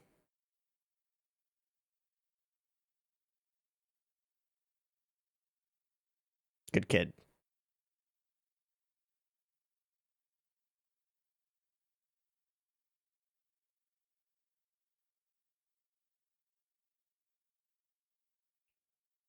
Yeah. Feed the helper. Get yourself something tasty.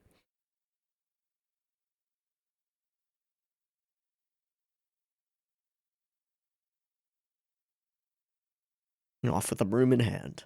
Nice. Hey, Mark. Ah, you're spoiling my helper. Yeah, exactly.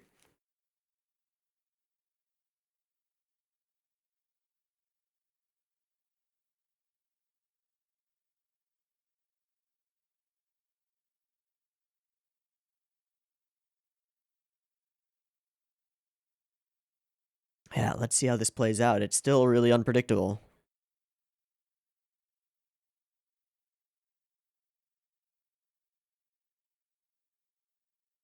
Yeah, what's the job for Lund gonna be? Something difficult, he said.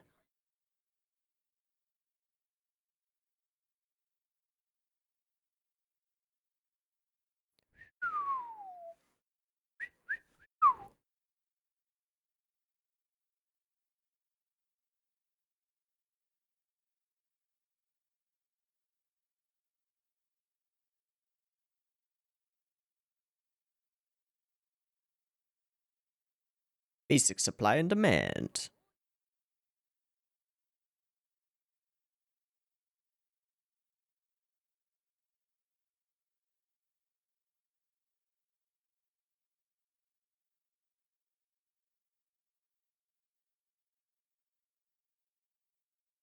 Yep.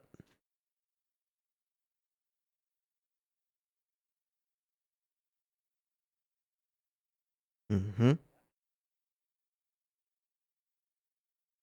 Mm-mm. His goal this time is to drop the market. Yeah.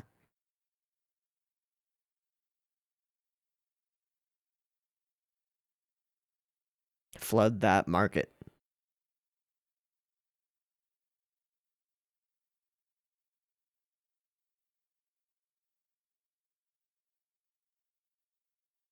This is war. This is Bitcoin.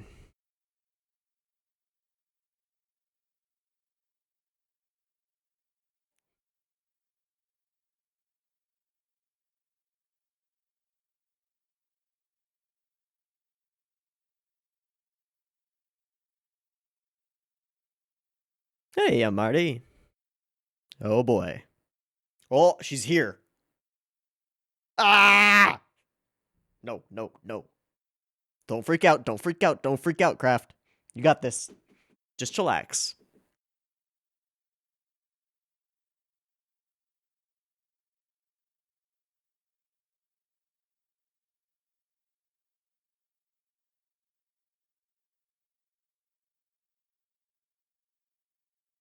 Hi, fuckboy. What's up?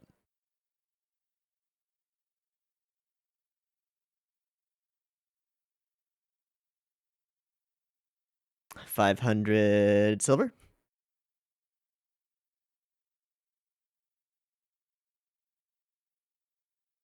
Gold.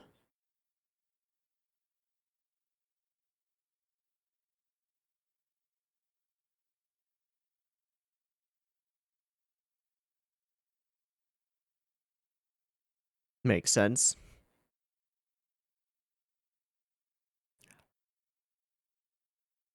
A lot of money.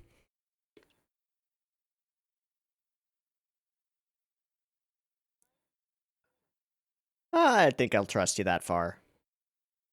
No? I thought it was 5, but okay.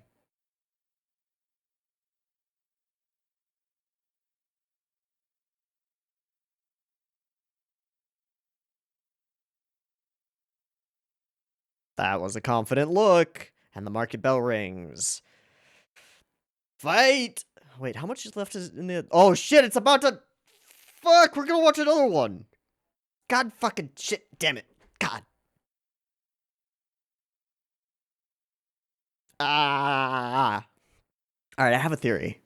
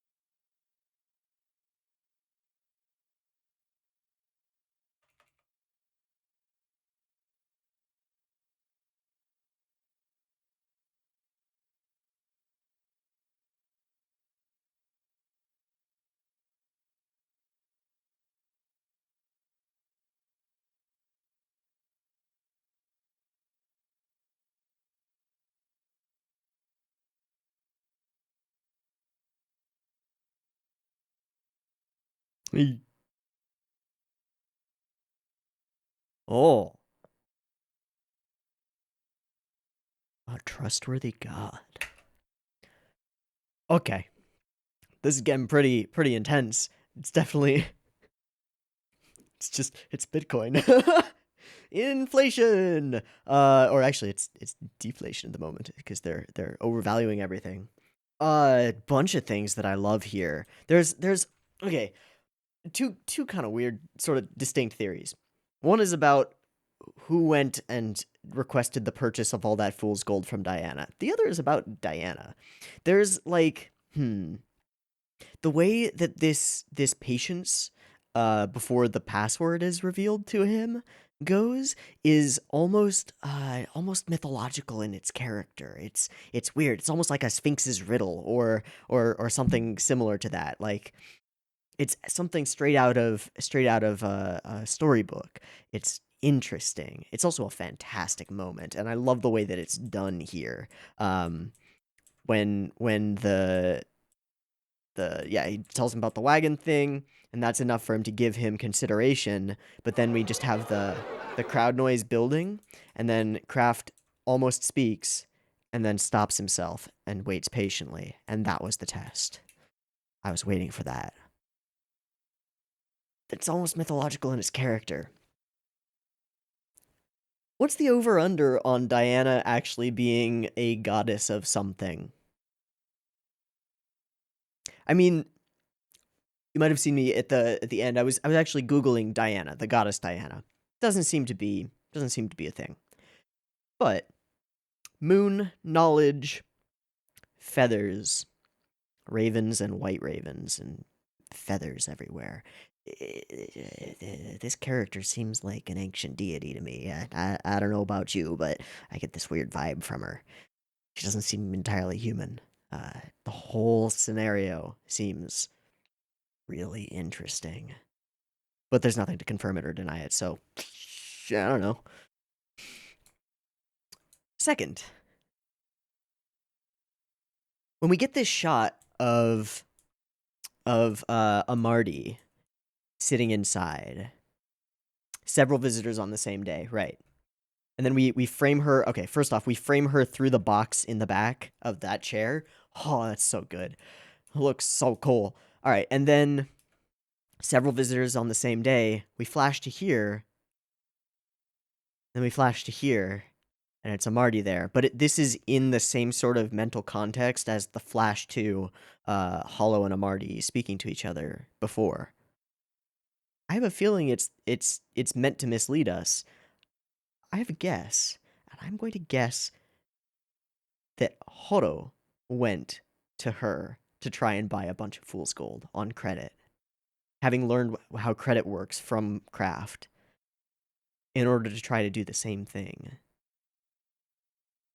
And I have a theory that that's the trustworthy god in the next episode. Now, how she would know about the fool's gold thing, Amarty would have told her. Maybe. Might have bragged about his challenge and his duel. Interesting. Very interesting. Okay. I love the scene with Guy. I love this whole sequence with Diana. I don't know if I've ever had a character who I was super spooked by the general appearance of become so quickly one of my favorite characters in the series. She has definitely done that. The gravity and the weight in her words, and just the way that she moves between poses as she's talking, is just fascinating. Just a fascinating character. And I would not be surprised if we reveal at some point that she is, in fact, a deity of some kind. And I would not be surprised for it to be revealed that she is, in fact, in one of those stories about a human and deity. Her and Guy, maybe. Just a thought. Just a thought. Okay, and we meet up with Mark again. He went and did some stuff for you anyway, which is freaking awesome. All of your ducks are finally now in a row, and we get this wonderful poetic moment from Mark where he waxes poetic about money and the things that people say about it and the things that are worth more than money. And we flash back through a bunch of moments and sort of reaffirm your relationship with Hollow, and it's really cute and it's really nice, and I really hope that it works out in the best for everybody involved, because I don't want to see these people be sad or alone or any of that. Some cute moments, some nice banter, and then we enter the battlefield. The gauntlet down, have ourselves a little mini lesson about economics 101, supply and demand, but also the nature of, like, if people are just holding, then price isn't going to move a lot, and things get a little bit weird if everybody is straight up just hodling. That's an issue. It's an issue because then nobody can buy, and things get awkward. Man, the build up to showing that Horo is there, standing with him in the market, with the feathers in her hood.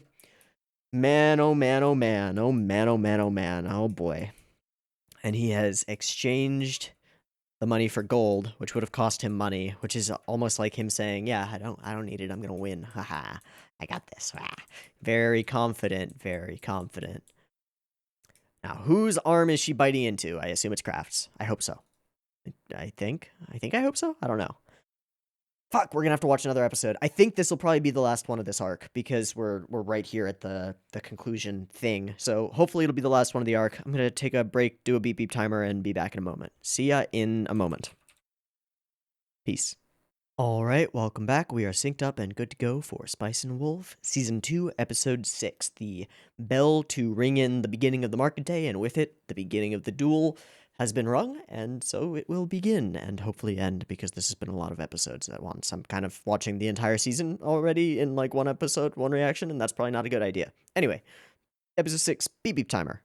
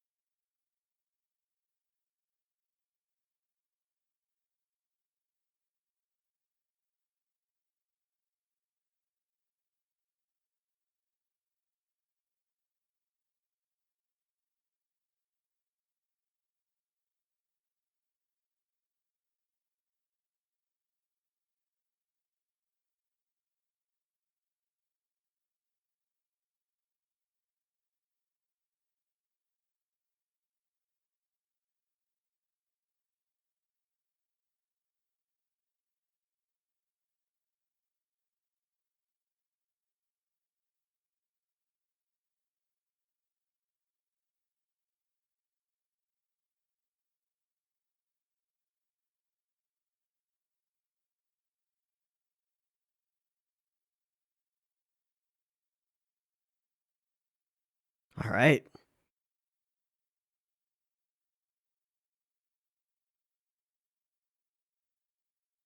For sure.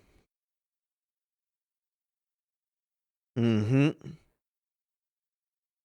Mm.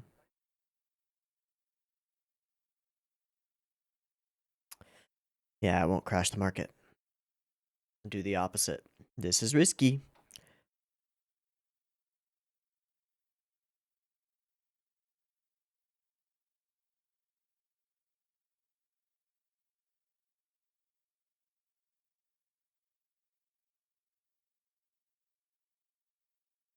Where's Horo?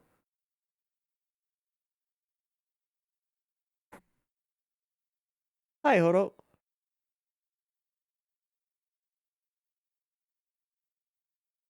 Are those the same feathers that she had in her hat before?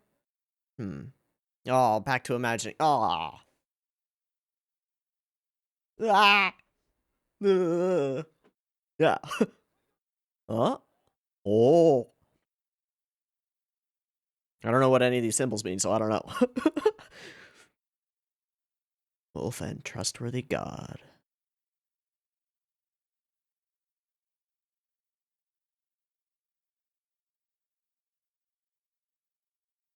Bitcoin. Them green candles.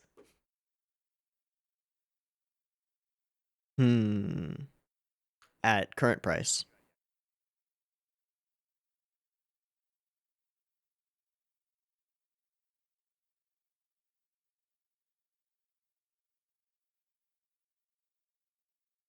Hmm. Hmm. The poison. Don't get too hasty, Craft.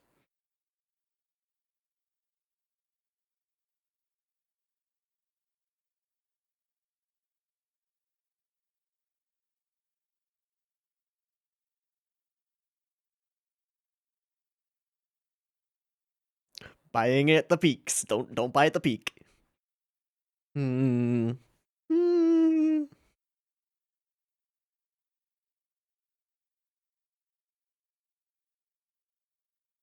Yes, but that's not the goal. Right.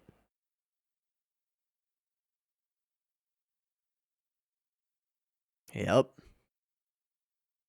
Something's worth more.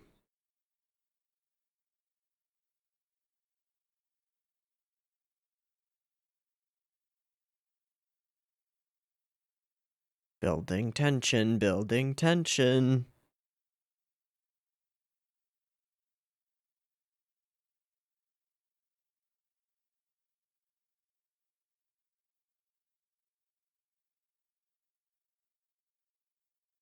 Where's the messenger?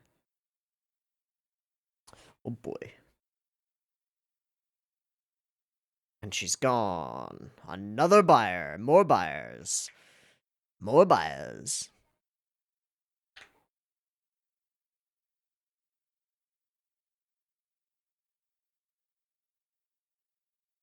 Hmm? Hmm?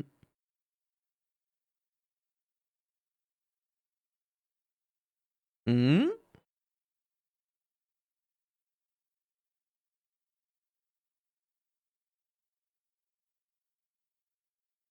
Who's the seller? Is it Hodo? Is it Hodo? Just some rando. Hi. Hello.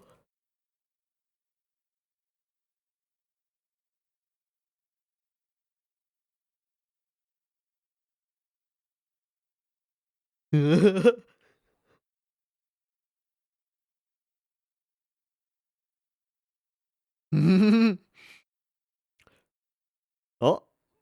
Ah!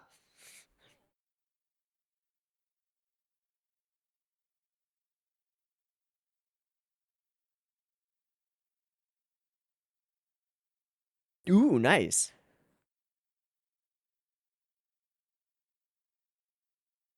Hey, more to sell.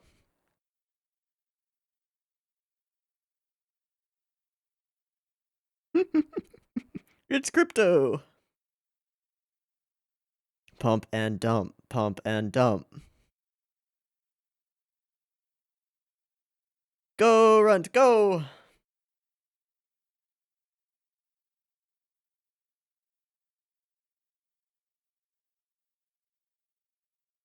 Right.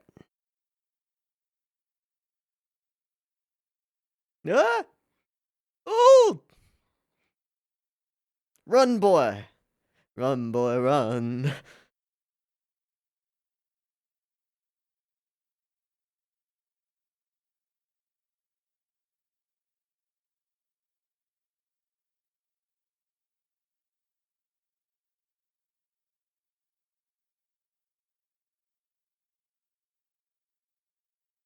That'll really fuck him over.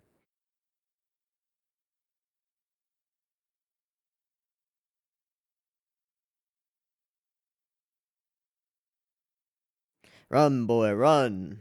Yeah. Where is Hodo?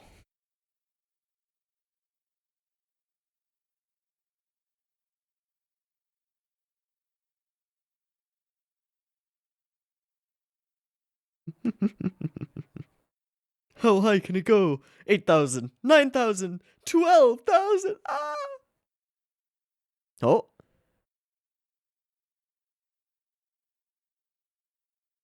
Too little? Too early? Is it the right time? Is it the right amount?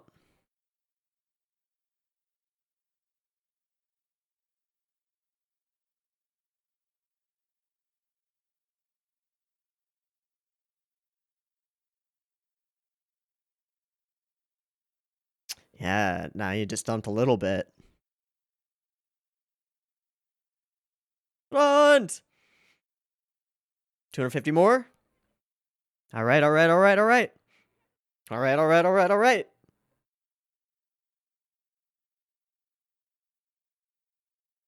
It's not enough yet.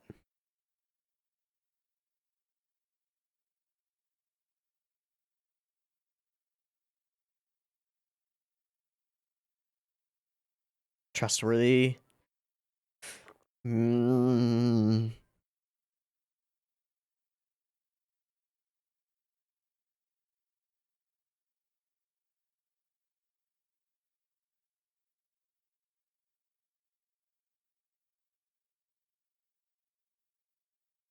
I don't know what these letters mean.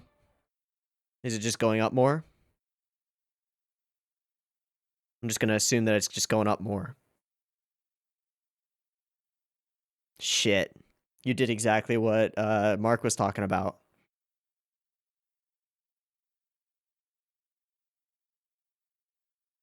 Fuck!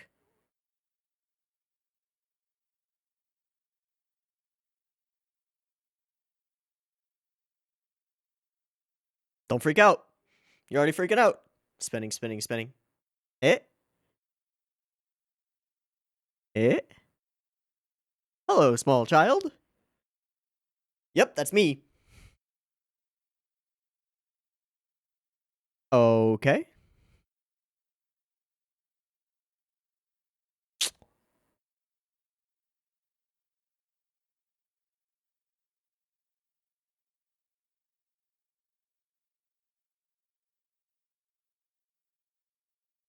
Shit. It's all ogre. Unless. Ah, fuck, fuck, fuck, fuck, fuck. Oh, hi, Hodo.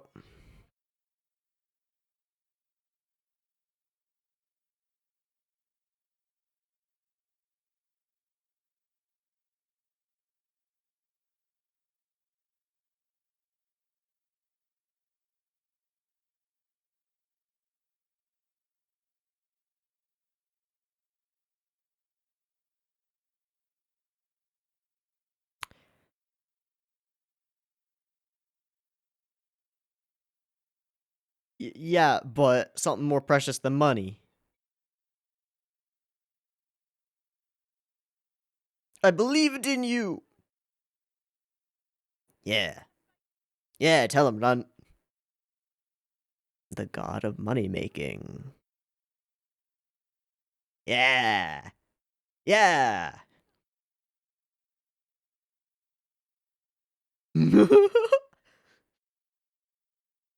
I love you, Runt. Oh. Eh? Me too.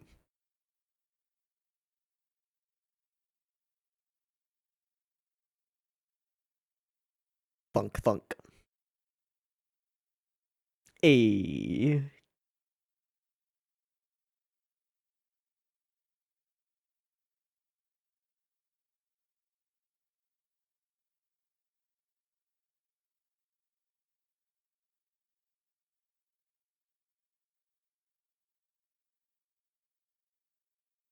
Hmm.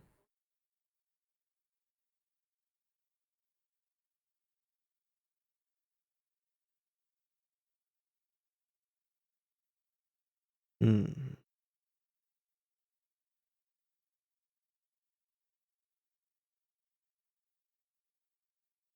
Clarity. What am I to you?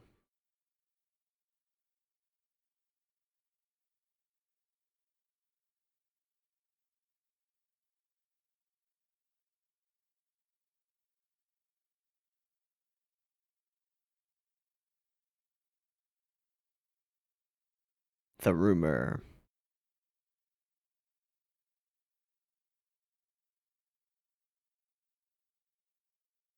Ha ha ha.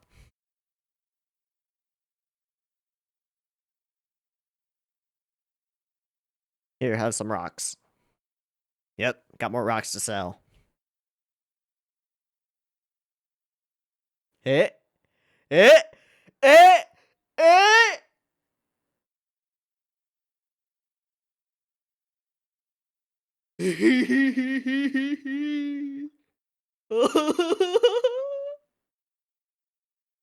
No way. No way. Oh, selling frenzy. Get fucked up, Marty. Oh my god. Oh my god.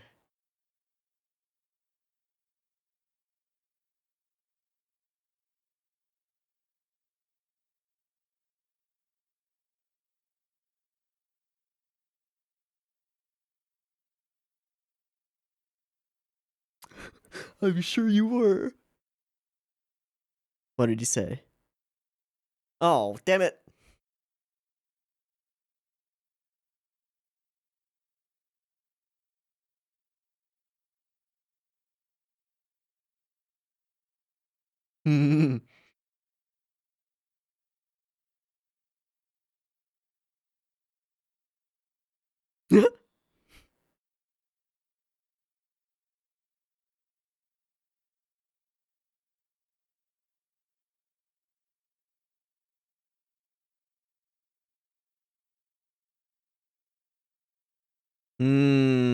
They weren't the same feathers. Too smart.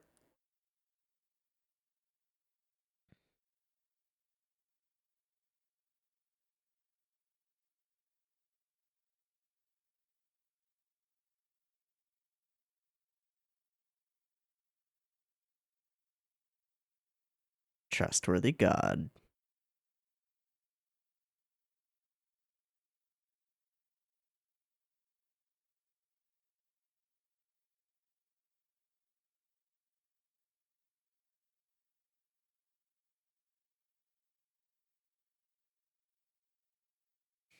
That's a fucked up way to play a relationship, but okay. Hmm?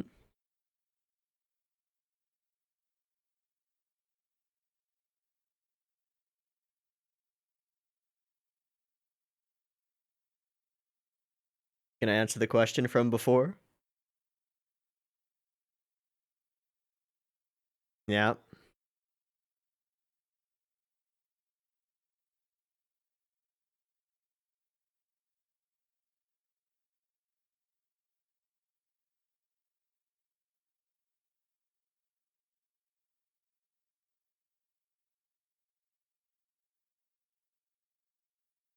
Oh, that puff.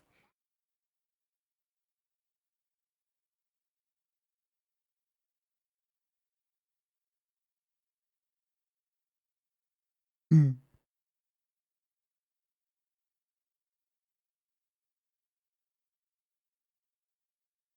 were. You did. No, girl.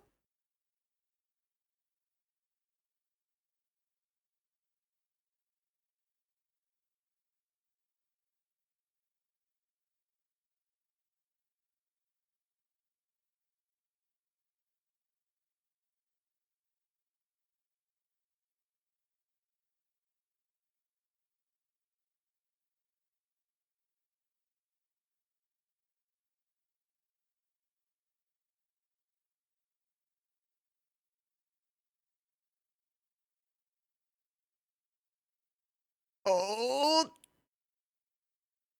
try. Yeah.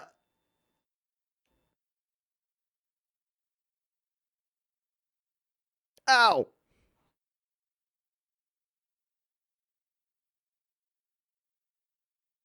Hmm.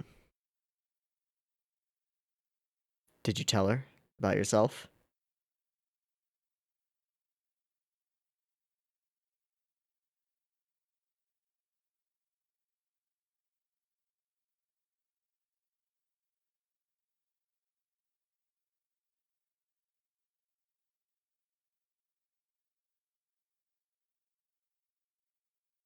Hmm?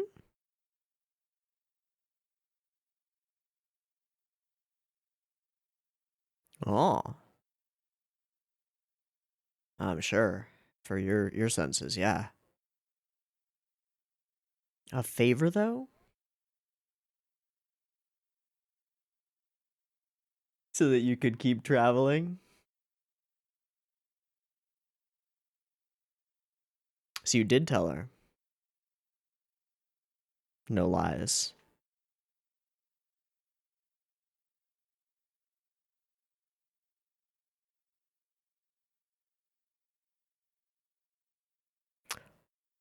She was there?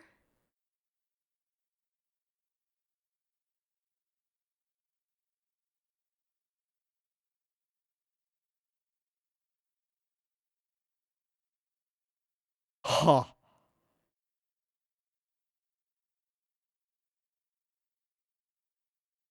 Which one? Oh. Oh. Oh. Well, that's a twist. She was there the whole time.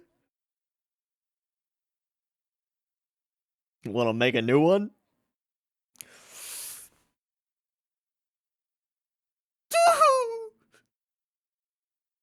Fuck.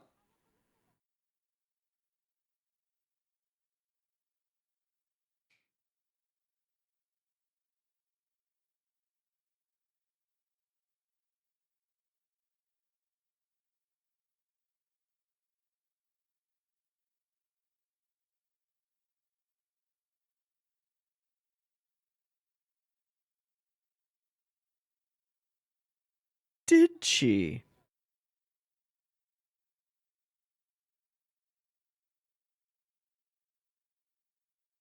A giant bird. Like an owl? Or a raven?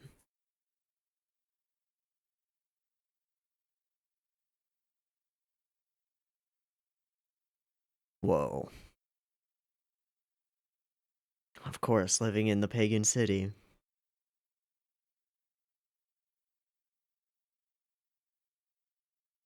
The end of the festival. Burn the effigies.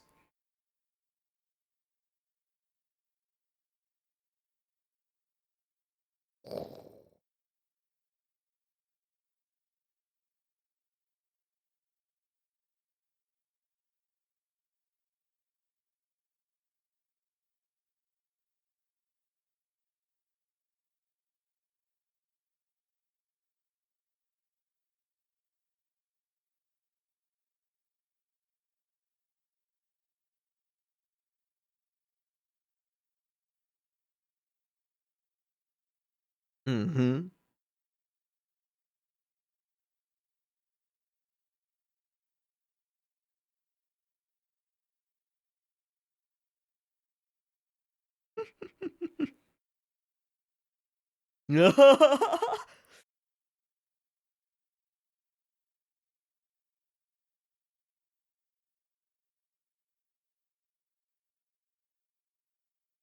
Yeah.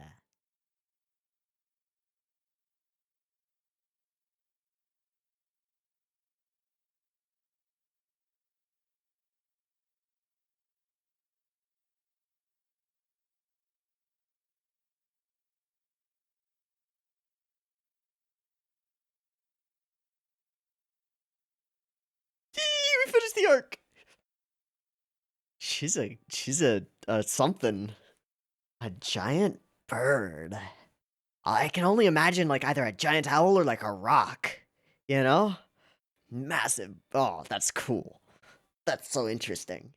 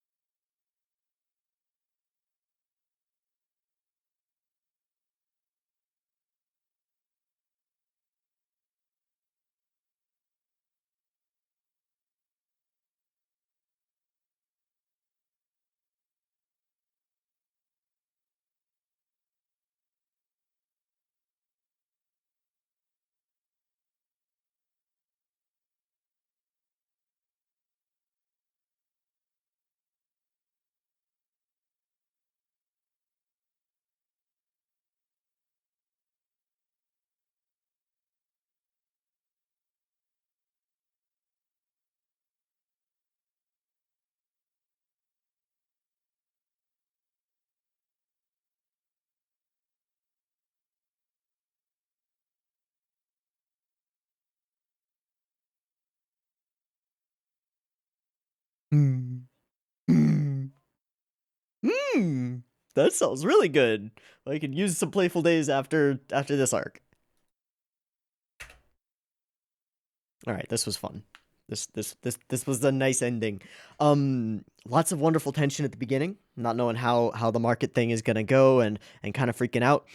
Turns out that I mean, it just seemed so weird that it would have been like a Marty going to see Diana. It just didn't seem right. So I was thinking, like, who else could it be? Hodo, because she sort of did that before during the I think it was during the debt problem where she tried on her own to no, it was before that even when she tried on her own to help. In this is just like a bigger version of a similar misunderstanding, but man, man, oh man, oh man, oh man. I think the biggest and best twist is that she was there in the room that entire time, and that the delay before Diana came and answered the door was actually because she was in the midst of conversing with Hollow and had to hide her away. Wow, that's cool. Oh, and she gets to tease him about the people becoming a couple moment, and she is not entirely human. She's something else, something interesting, an ageless, timeless bird, a deity of some kind, a minor deity of some kind. Fascinated by information, one who found, and it's not Guy, but who found a monk and tried to found something, but he became suspicious. So she, like so many in that area, had been cast out essentially because of the church, and now acts as sort of a patron to the alchemists and studiers and seekers of knowledge and truth around her. That's cool. That's cool stuff. I like it. I like it a lot. It livens up the world when we know that there are the chances to be brushing shoulders with other entities, with other interesting things. Fantastic.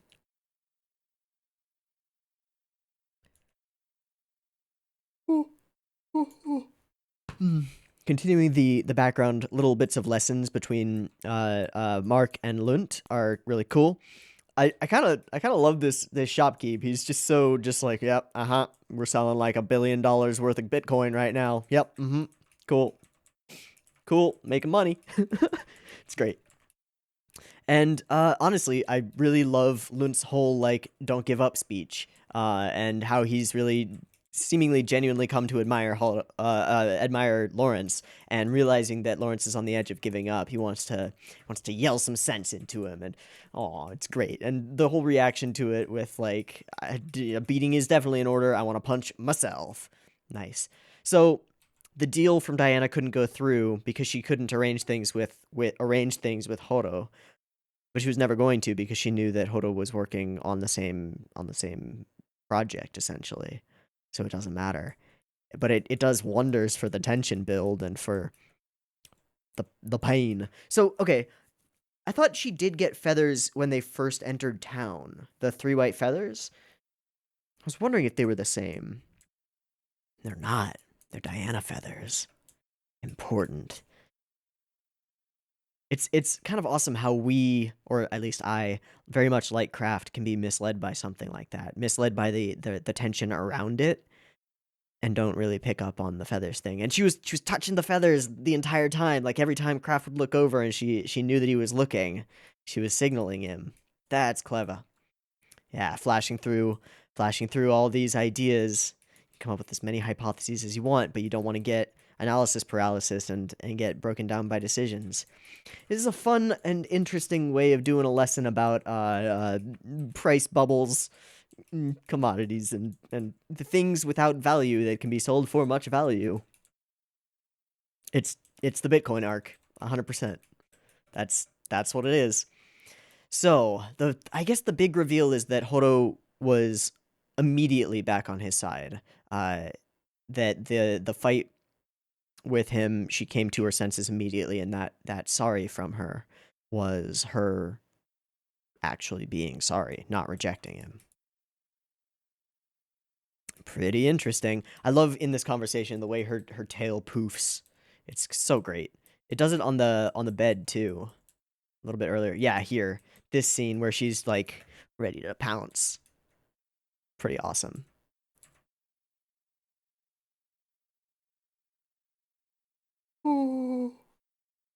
And then here again. Yeah, big poof.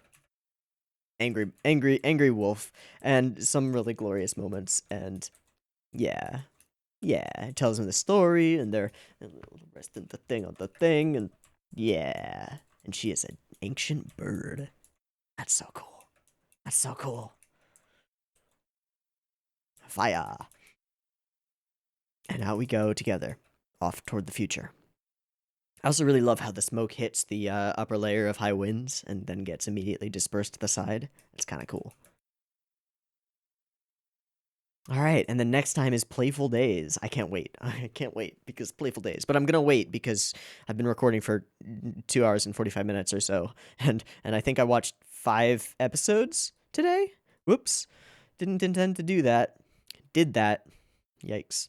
Anyway, this was a really cool arc. A bit of a competition. One thing that's interesting is that in season one, all of the antagonistic forces that we had were feminine, were female, and often in the form of like somebody who Horo was jealous of to some extent, or who threatened her position in the relationship with Kraft. It's nice to get a bit of a reversal of that on Kraft's end, and have a male character who is clearly not right for the situation, but who thinks he is, come in and try to protect Hollow, right? Try to save her. She doesn't need saving. She does need protection, but not as much as somebody like Fermi might have thought. Pretty cool. Pretty cool. This was a fun set of episodes, and I have no regrets about going ahead and binging this big chunk. Although it will mean a lot less to watch in the future. That's okay. This was a good time, and I'm glad to have watched it. All right. I think that's going to be it for me. So, I've been Teeaboo. This has been Spice and Wolf, the first arc, apparently. I hope you've enjoyed it as much as I have, and I hope to catch you next time. We will see where Horo and Kraft end up going next. I assume we'll be moving out of town pretty soon, going somewhere else, do some more trade, do some more other things, but we'll see. In any case, hope to catch you there. Peace.